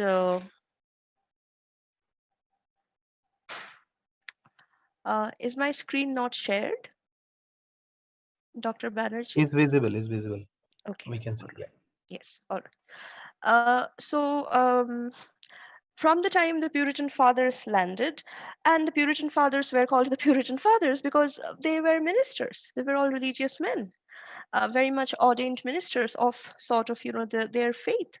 And be it the Mayflower Compact, or be it the model of Christianity, the famous sermon that John Winthrop, who was the first governor of Massachusetts Bay Colony way back in the 1600s, when Anne Bradstreet would be writing poetry, is sort of all in speech form, written down much later, but first delivered. The impact of it, the cultural significance of it, the historical significance of it is something that was felt only in the sort of, speaking aloud of it. And obviously, because of the religious uh, sort of, foundation of this country, we cannot completely not think of sermons when we think of literature, because sermons are very much a part of this literature. Sermons are very much a part of this sort of uh, country and the way it sort of develops. uh, again, from the Puritan fathers to demand for rights, again demanding rights. When you go to 19th century, when we go to the Seneca Falls Convention, which is when women are asking for vote, and you hear Sojourner Truth's Ain't I a Woman speech, but that's a speech. Lincoln's Gettysburg Address, a speech. Martin Luther King's I Have a Dream, a speech. Amanda Gorman speaking at Joe Biden's inauguration, reading that poem aloud. Oral, oral culture, spoken word poetry. All of that is connected. All of that hark backs to the oral roots of sort of literature that is there. So be it for establishing theocracy or be it for demanding rights, sermons and speeches and orality have very much been a part of American sort of culture, American development. And at another level, what it does is also resist the dominant ideology and governance that is in place. Because what else is sort of the fiery speeches of any of the black church leaders, if not a resistance of sort of the dominant white ideology of racism. One of the examples here is Patrick Henry, who is not black, he's just a white legislator who famously used his congressional speech inside the Congress, inside this, not Congress, sorry, inside the Virginia State Assembly in 1775 to basically show dissent to the sort of contents of the Constitution, contents of the Declaration of the Independence, who basically showed resistance to a federalist understanding of the Constitution and sort of spoke about a question of freedom or slavery for Virginia. Very interesting for a state which ran on slave labor to be sort of having their representative ask such a thing. But then again, that's the power of speech, that even white people used the speech to sort of register resistance. And this oral sort of culture, this oral part of sort of American history is something that is also tied to sort of the coming of Africans. because Africans brought with them not only their pagan sense of culture and religion, even though they were not allowed to practice it at all. They violently put down each time they tried to do that. That is all something that is orally disseminated. So, what you have in the slave plantations is this development of oral literature that would be completely overlooked if we only had a very traditional understanding of literature. Spirituals, work songs, the sort of, if spirituals and work songs sort of, had not developed, we wouldn't have jazz, blues, hip hop, rap, all the rock and roll music, disco, all those kinds of things. What are spirituals and work songs? Work songs are songs that sort of slave laborers working on the plantations are basically singing to amuse themselves. Spirituals are religious songs that appropriate Christian myth and biblical imagery to basically talk about how bad slavery is. Very famously, Go Down Moses, where the pharaohs are basically the white masters, and sort of Moses and his people are basically the black people who need to be freed. Let my people go. So in 1801, the first book of Black spirituals is published. Now that's the tragedy. Until it is published, we don't seem to consider it literature, but that means we would lose out so much.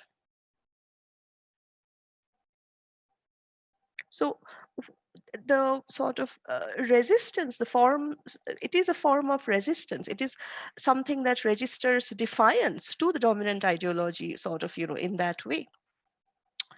Okay, we have the first Black ordained minister, Lemuel Haynes, sort of, just like the preacher Jupiter Hammond that he was. This is an ordained minister, someone who actually sort of official position sort of held by him.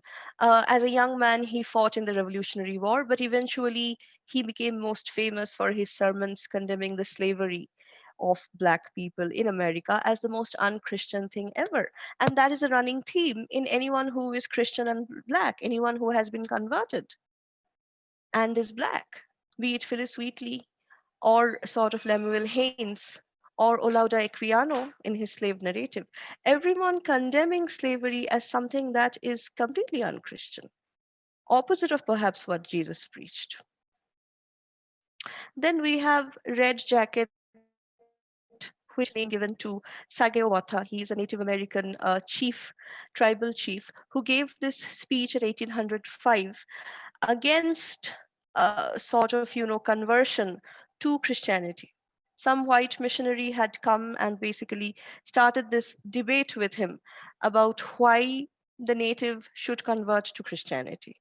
And Red Jacket defends pagan religion by showing how it is not very much different from the idea of Christianity. They believe in God, we believe in God.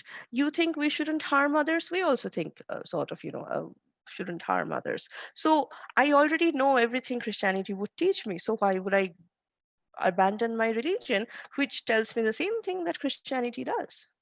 Thus underlining the fact that whatever differences you are making between Christian and non-Christian, pagan and sort of, Christian, between red and black, between red and white, or sort of, black and white skin colors, is something that is completely man-made, something that is completely arbitrary, and nothing that is sort of, divinely sanctioned. Finally, we have someone like Elias Bodino, who is a Cherokee Indian whose address to whites in 1826 is basically this sort of, speech that gets published, uh, who of course condemned whites for the way they treated Native Americans, but at the same time is someone who very much believed that the only option for survival for natives is to assimilate into white culture, and very sadly would support the Indian Removal Act of the 1830, which would lead to the devastating sort of act of the Trail of Tears, one of the worst things, sort of, worst cases of human rights violation that has happened in sort of American soil. Uh, Moving on, the development of publishing and readership. These are points I've already gone into while I was discussing, but let me just sort of, uh, go back a little bit into it. So again, publishing, readership and development, the coming of the printing press, publication, increase of readership mirrors the same development that we see in sort of, Europe. That sort of has happened with the coming of the industrial sort of age, and with the coming of enlightenment, and with the coming of the printing press. Now, what are the impact of something like this? Public debates, something that I have spoken about when we did the polemical prose essays written by women to bring sort of, attention to social issues. Sketches, periodicals, essays, why were they written? They were written for the general public. They were not written only for an intellectual circle. Why write it for the general public?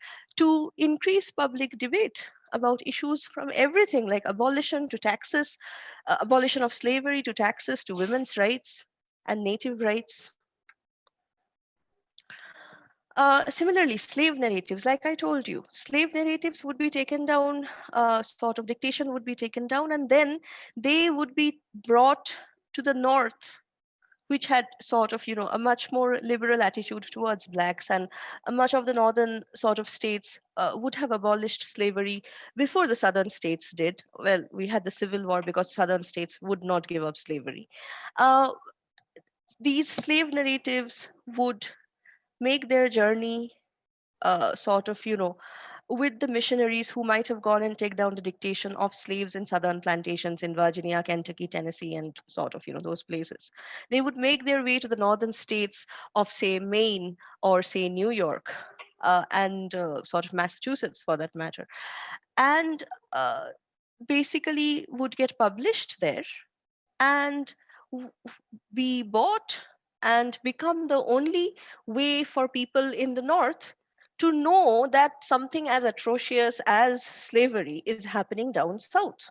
Like, everybody knows there's slavery, but the atrocity of slavery in the south is something that was for the first time revealed only through the slave narratives, and would not have been possible if not for this development of publishing, sort of business, and sort of readership as we understand it. And so what happened? Publishing and increased readership directly led to more and more publication of slave narratives, and more shifting of public opinion when it came to slavery, which is why by the time Lincoln became president in another 100 years time, not, well, 100, like, say, 80 years time, much of the public opinion in the northern states of America is against slavery.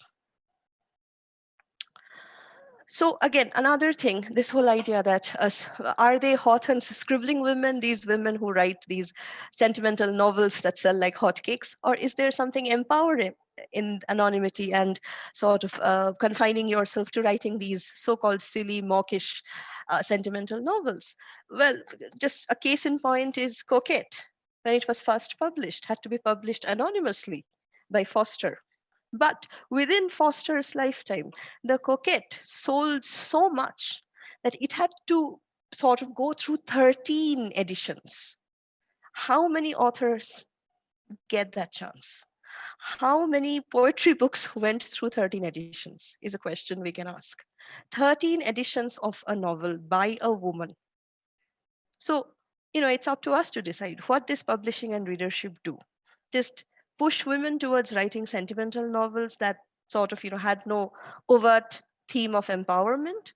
Or is there empowerment in the very fact that women were making money, enough money to be selling something for more than sort of, one or two editions, selling enough copies? Now, final thing in this case is the impending threat of censorship under federalist rule, something that will make sense when we go into the next slide.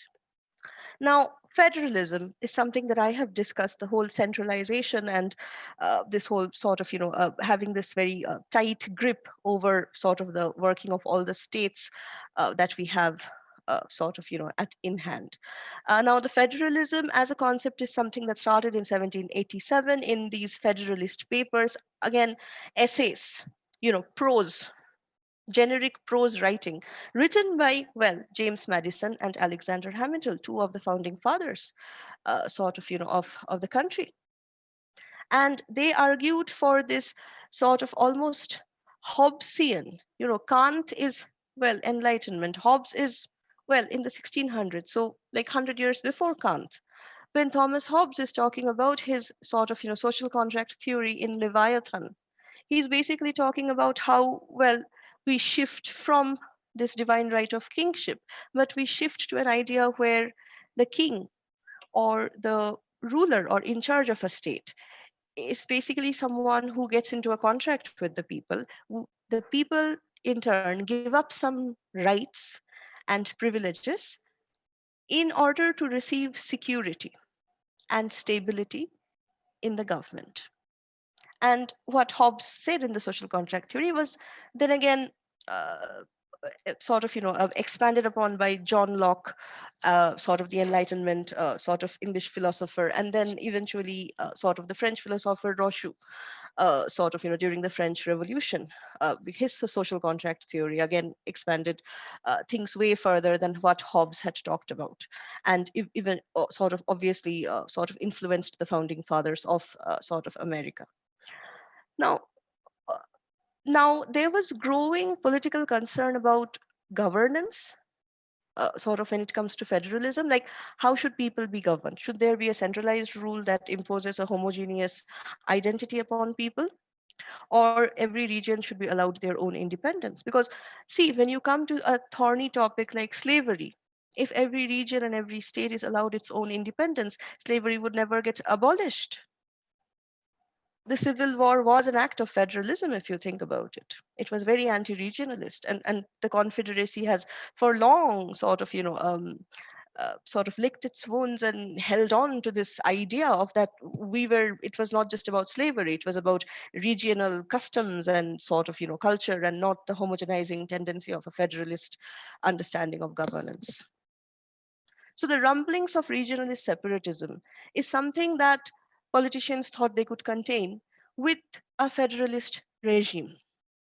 But then the problem is, the more and more you pushed federalism, the more and more regionalist separatism increased, to the point it reached a frightening consequence in the Confederacy of the Southern States during the Civil War. And this is what I talked about when I was mentioning censors, the fear of censorship that is there in the publication industry, is this sort of act of law that was passed. The Alien and Sedition Act of 1798, passed by the Federalist influenced President John Adams. Now, why this act is so important? Why are we going back into a history lesson? Because of the modern day repercussions of an act like that, because of the literary repercussions of an act like this, because this act directly led to shutting down of newspapers, shutting down of periodicals that disagreed with the central government. And up to this point, we have noticed that political is the very nature of most of the writing in this period.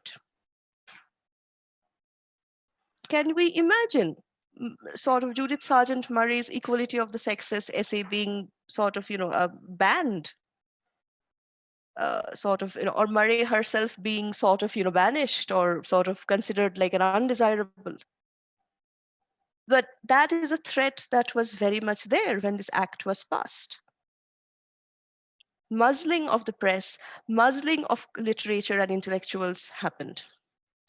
And sort of one of the most disastrous way this has still remained in circulation is that the Alien and Sedition Act is still very much a part of the American Constitution, and was the backbone of the Muslim ban that Donald Trump as president sort of set in place in his first year of presidency. Because the Alien and Sedition Act allows for the central government, or the sort of president in this case, to basically decide that these countries sort of are a danger to us, and these countries pose a threat to us, and anyone of this country who is visiting America needs to be sent back to that country immediately, and all travel to and fro this country and America needs to be stopped. That is very much a legacy, a direct consequence of the Alien and Sedition Act 1798, and an issue that America still grapples with. So, moving towards the end of this essay, because I know it's almost time, what is the darkness at the heart of the American dream? What is the dark field of the Republic? It is, well, obviously, what we were talking about right now, the Alien and Sedition Act, but also this idea that of forcing homogeneity on something that is not homogeneous. If people were rightly concerned about a homogeneous homogenizing government that would sort of erase the local sort of nuances of each of the American regions and states, couldn't sort of communities like Blacks and Native Americans sort of also feel the same way?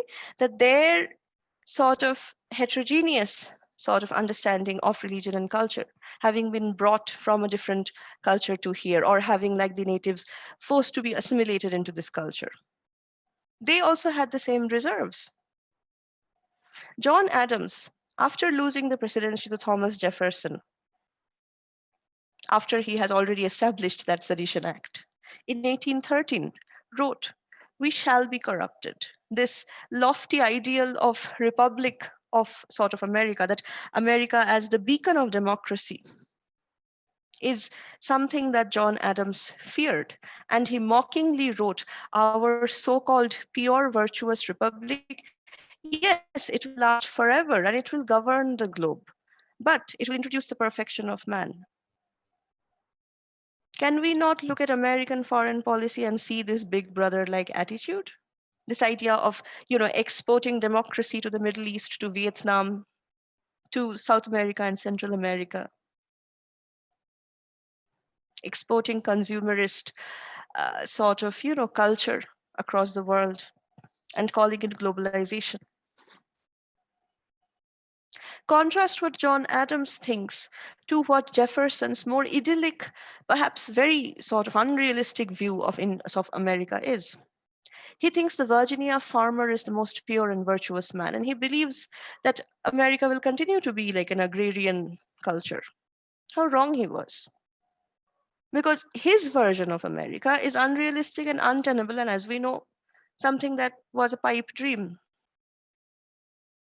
and contrasted directly with this warning that John Adams had given about what would happen to this republic.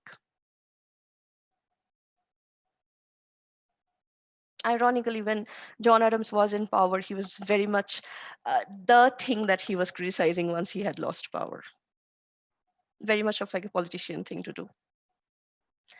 And what we can't ignore is Jefferson, a founding father, writer of the Declaration of Independence, is someone who had very problematic sort of opinions and views about race. He believed Native Americans were naturally barbaric, and to Christianize them would be to ennoble them. This trope of the noble savage is very much a gift of, Rochus and French revolutions, not French Revolution so much as Rochus' view of sort of the child of nature, and this whole trope of the noble savage is very much becomes a part of literature, uh, through this back door that philosophy and sort of these historical things have as a connection to literature, which is what might help you to understand why I bring up these historical things to talk about literature, because there is no way we can separate these things. And hence, it's a revisionist look. If the Enlightenment and the French Revolution had anything to do with the development of thought in American Revolution, which is what we have been talking about, then the noble savage trope is something that also crossed the Atlantic. Slavery. What does it mean to be a slave in a free nation? What does it mean to be to have the Declaration of Independence when you are a slave? Black historians have said that slavery is as old as the Mayflower, as old as the Puritan fathers first coming to England. And it kept on increasing and increasing until like very much well to the beginning of the Civil War. Independence did not give these people independence. What does independence even mean to them? And what is Jefferson's solution after independence for Blacks? Yes, slavery should be abolished, but they need to go back to Africa. Or if they can't go back to Africa, Jefferson's grand plan was to relocate them to Haiti because Haitians won't mind, right? Then another big contentious issue. When Michelle Obama, as the first lady, said that, it's a strange thing for me to be a black woman living in the White House, which was built by black slave labor, the whole country erupted like, oh my God, what lies. But no, that's the truth. Americans still want to deny their past. They want to deny that the White House was very much built by black labor and black slave labor at that. Now, how is the denial of architecture related to what is happening in literature? And I ask you, why not? What you deny in real life must have some implication in what you are representing in literature. Case in point, when it comes to independence, 1775, date of American independence, date of independence of Sojourner Truth, 1827, when New York passed a law abolishing slavery. 50 years. 50 years after America became independent, this black woman became independent. Again, these are things that I have sort of spoken about. I'm not going into it. Uh, Again, just like with blacks, what does it mean to be an American Indian or a Native American in sort of 1775, post 1775 in America? Native Americans have been lied to, promises have been broken and made and broken again in sort of taking their land away. They have been manipulated during the Revolutionary War by British and French and American sort of forces. As we promise you freedom if you fight with us. Either way, they didn't get anything out of it.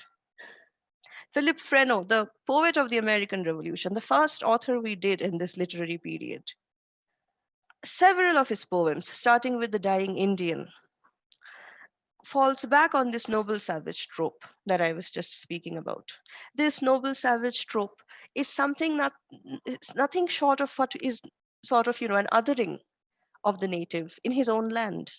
And it continues in James Fenimore Cooper's leather stocking novels, in Natty Bumppo, in sort of Last of the Mohicans, in Robert M. Byrd's writings, in Catherine Maria Sedgwick's writings, and finally the horrible conclusion that we have in Trail of Tears, when Andrew Jackson, sort of perhaps the most controversial and disliked president after the last one that they had, last one as in the latest one that they had before Biden, uh, passed the Indian Removal Act in 1830, much like the Sedition Act was passed like 30 years back by Adams. And what is the Indian Removal Act? Basically, gold was found on Cherokee land where sort of they lived, and they were told overnight to just move. What if the government comes and tells you, oh, there is land behind, so there is sort of mineral deposit, sort of below your house. So you know what, move. Go. We have found you a new house in a different part of the country, but for now you have to vacate.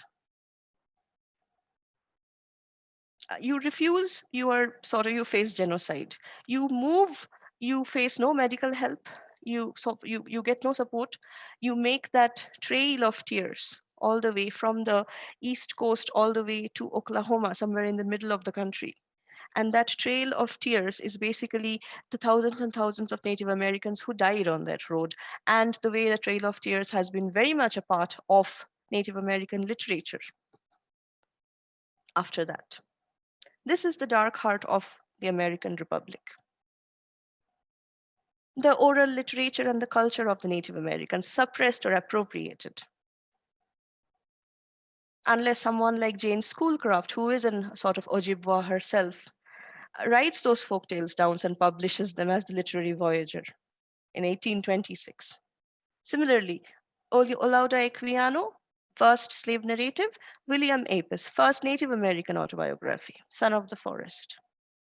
These are not things we hear about in traditional definitions of the early national period. Women, Abigail Adams, First Lady, wife of John Adams.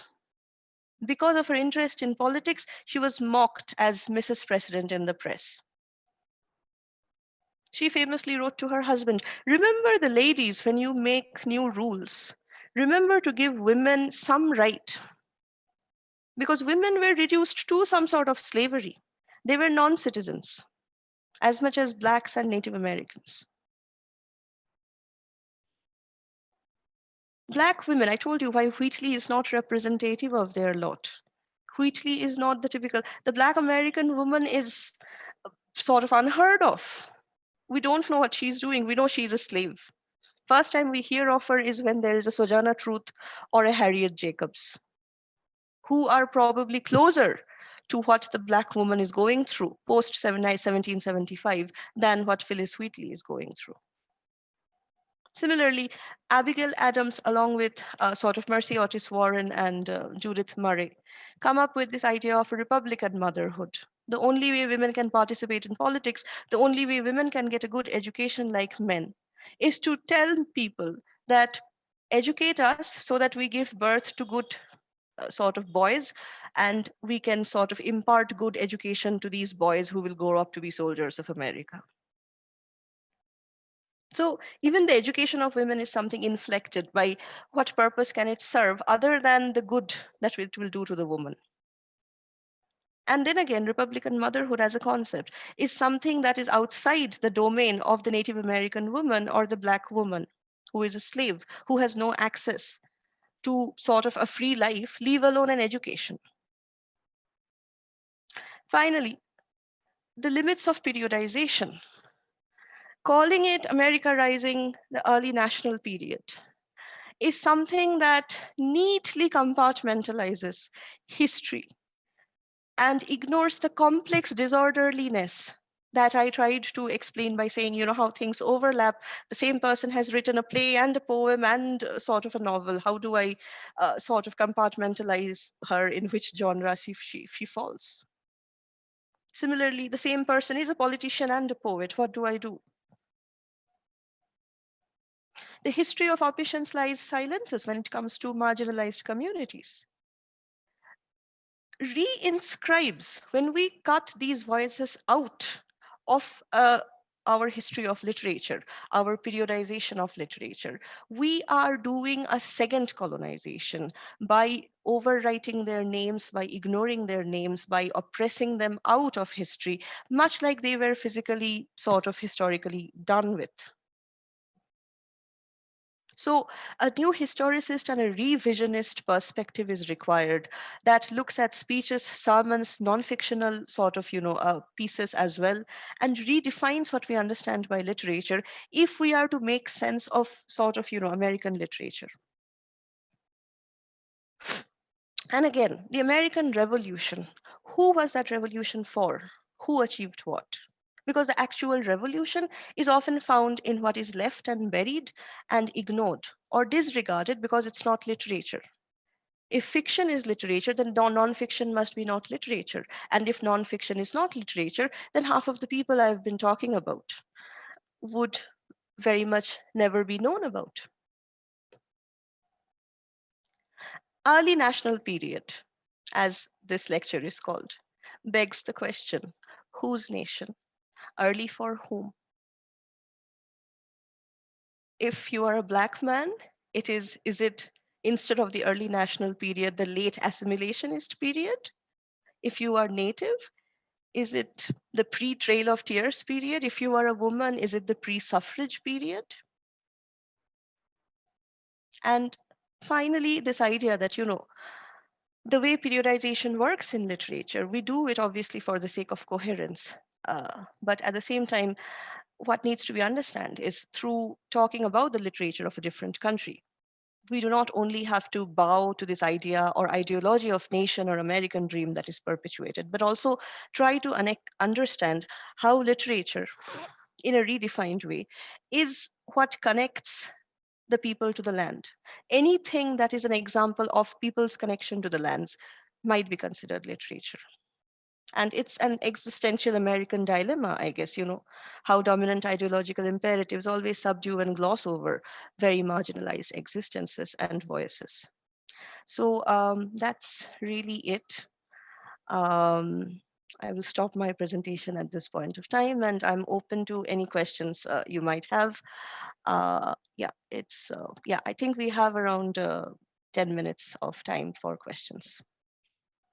Yeah, thank you so much for a very critical and thought-provoking, exhaustive lecture on the exhaustive in a positive sense. There are so many critical underlinings that has been presented throughout this presentation that one can, research on these ideas that you have thrown open to the participants. And thank you very much for that. And we have few questions.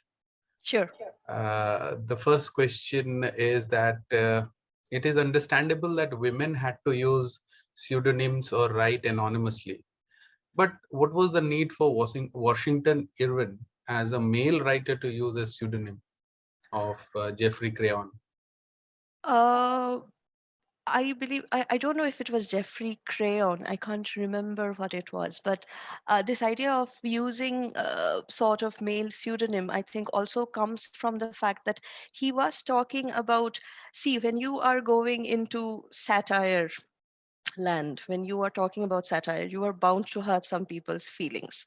This is not the Augustan court where, Pope is saying something against say a poet that he dislikes, and there's a sort of, a very respectful sort of, sparring that is happening. He is obviously going to ruffle a few feathers by sort of, what is he sort of, going to say. Plus, I personally feel anonymity is something that is quite liberating, sort of when it comes to women. And I think once in a while, men also go and sort of, perhaps sort of seek that out. Anonymity is something that is quite liberating in a country that is so polarized in its opinions, because when you publish, you don't know what is going to be the public opinion.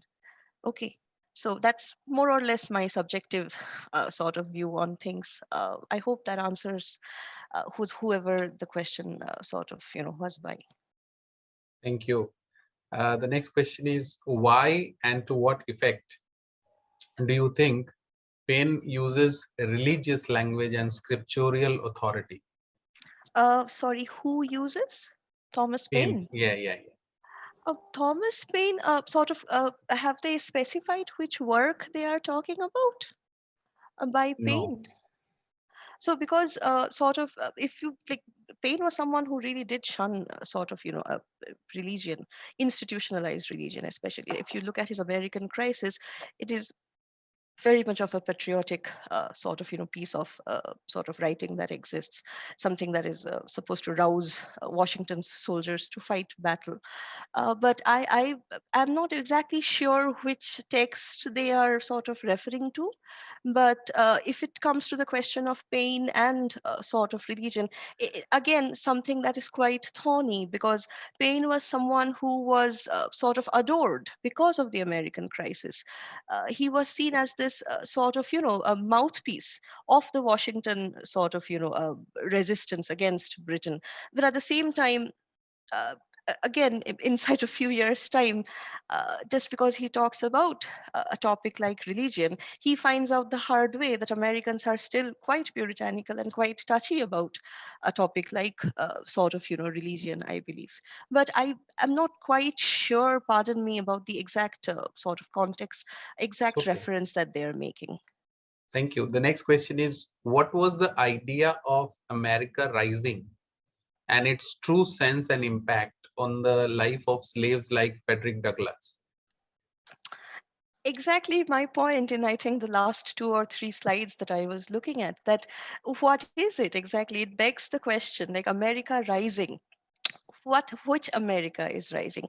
I guess by the time we come to, say, Frederick Douglass or Harriet Jacobs towards the middle of the 19th century, America rising could also mean that this almost subaltern, marginalized existences in America, like that of the slave, uh, rising up in resistance against sort of, the dominant ideology and sort of racism and hatred and sort of segregation is one way to think about it. So the phrase America rising lends itself to different interpretations. I think in the age that has been covered today, America rising is something that should come with a question mark.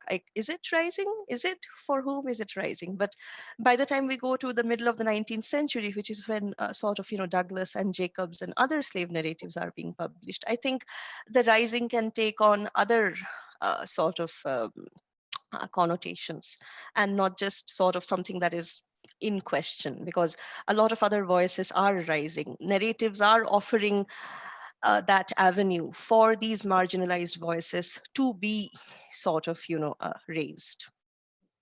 We take the last question of the day, and the rest of the questions I'll mail you. Sure.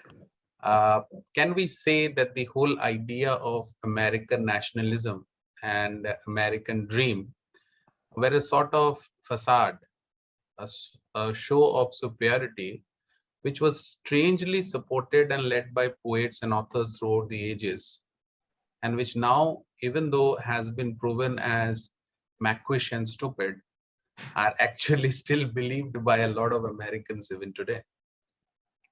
That's a very good question, whoever has asked you. Thank you so much for Shruti it's Kumari. very, yeah, thank you, Shruti. A very thought-provoking question. So yeah, exactly. Like, there is this book that can perhaps provide you a lot of these answers that you are seeking, that I had read for my sort of, research as well. It's a book by a historian called Jim Cullen. It's called The American Dream, an idea that shaped a nation, where Cullen basically looks at how this idea of the American dream, and I have sort of shamelessly borrowed his argument too, starts with the Puritans coming to America. Their dream is the dream of religious liberation, sort of freedom from persecution that they as Puritans faced back in England, sort of from the Anglican Church. Then from that idea of the Puritan American dream, we have different dreams. Sort of there is the dream of racial integration, there is the dream of independence, there is sort of the dream of suffrage, the dream of sort of Martin Luther King, for that matter. And finally, of course, the dream of making it big in Hollywood, which is a very much of a 20th century sort of phenomenon.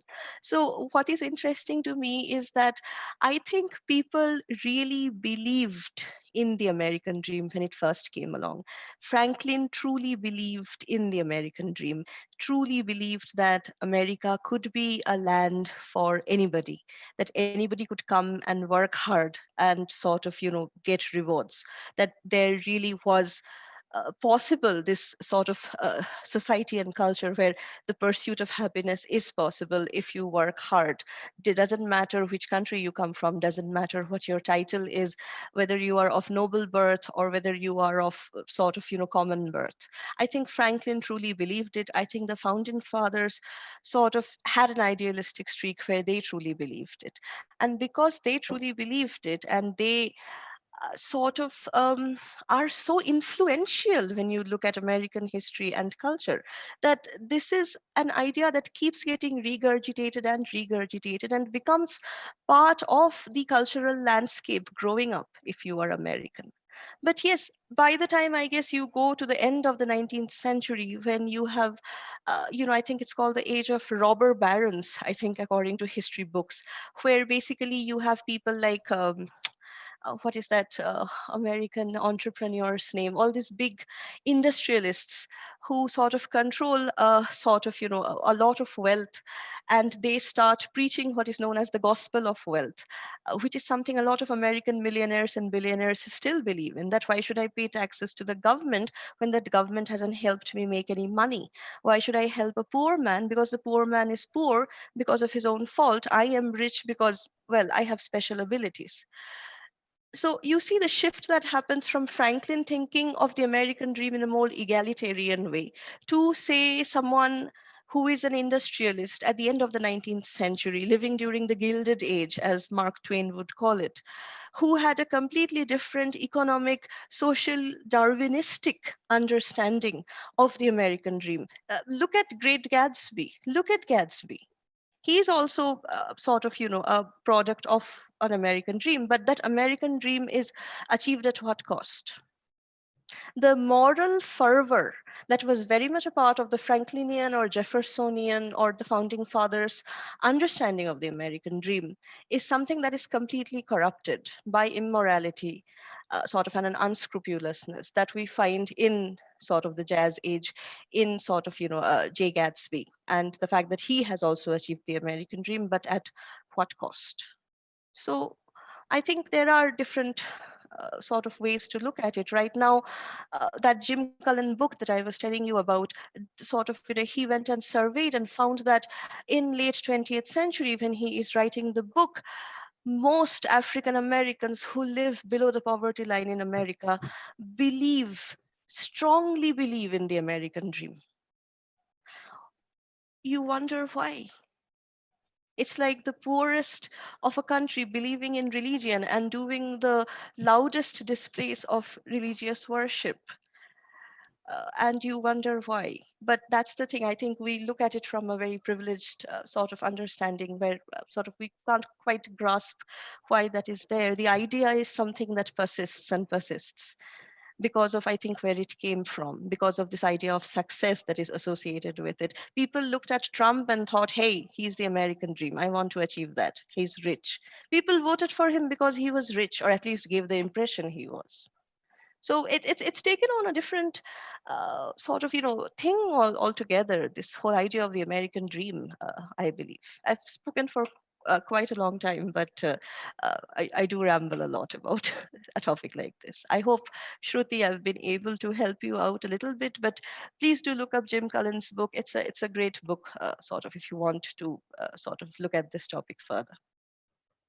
Well, that brings to the end of a very enthralling, critically very fruitful session, and we thoroughly enjoyed. And the ideas that you shared, the way that you have weaved the various phases, was really very captivating, and the testimony to the fact that our participants have really enjoyed your lecture is the plethora of congratulatory and thank you messages you can see in the chat box. Thank you. And it was a pleasure to have you. Thank you very much on behalf of Team DAATH Voyage, and hope to see you in the near future Yeah, thank you on this everyone who platform. participated. Thank you for the questions. Thank you for being patient through this very rambling talk.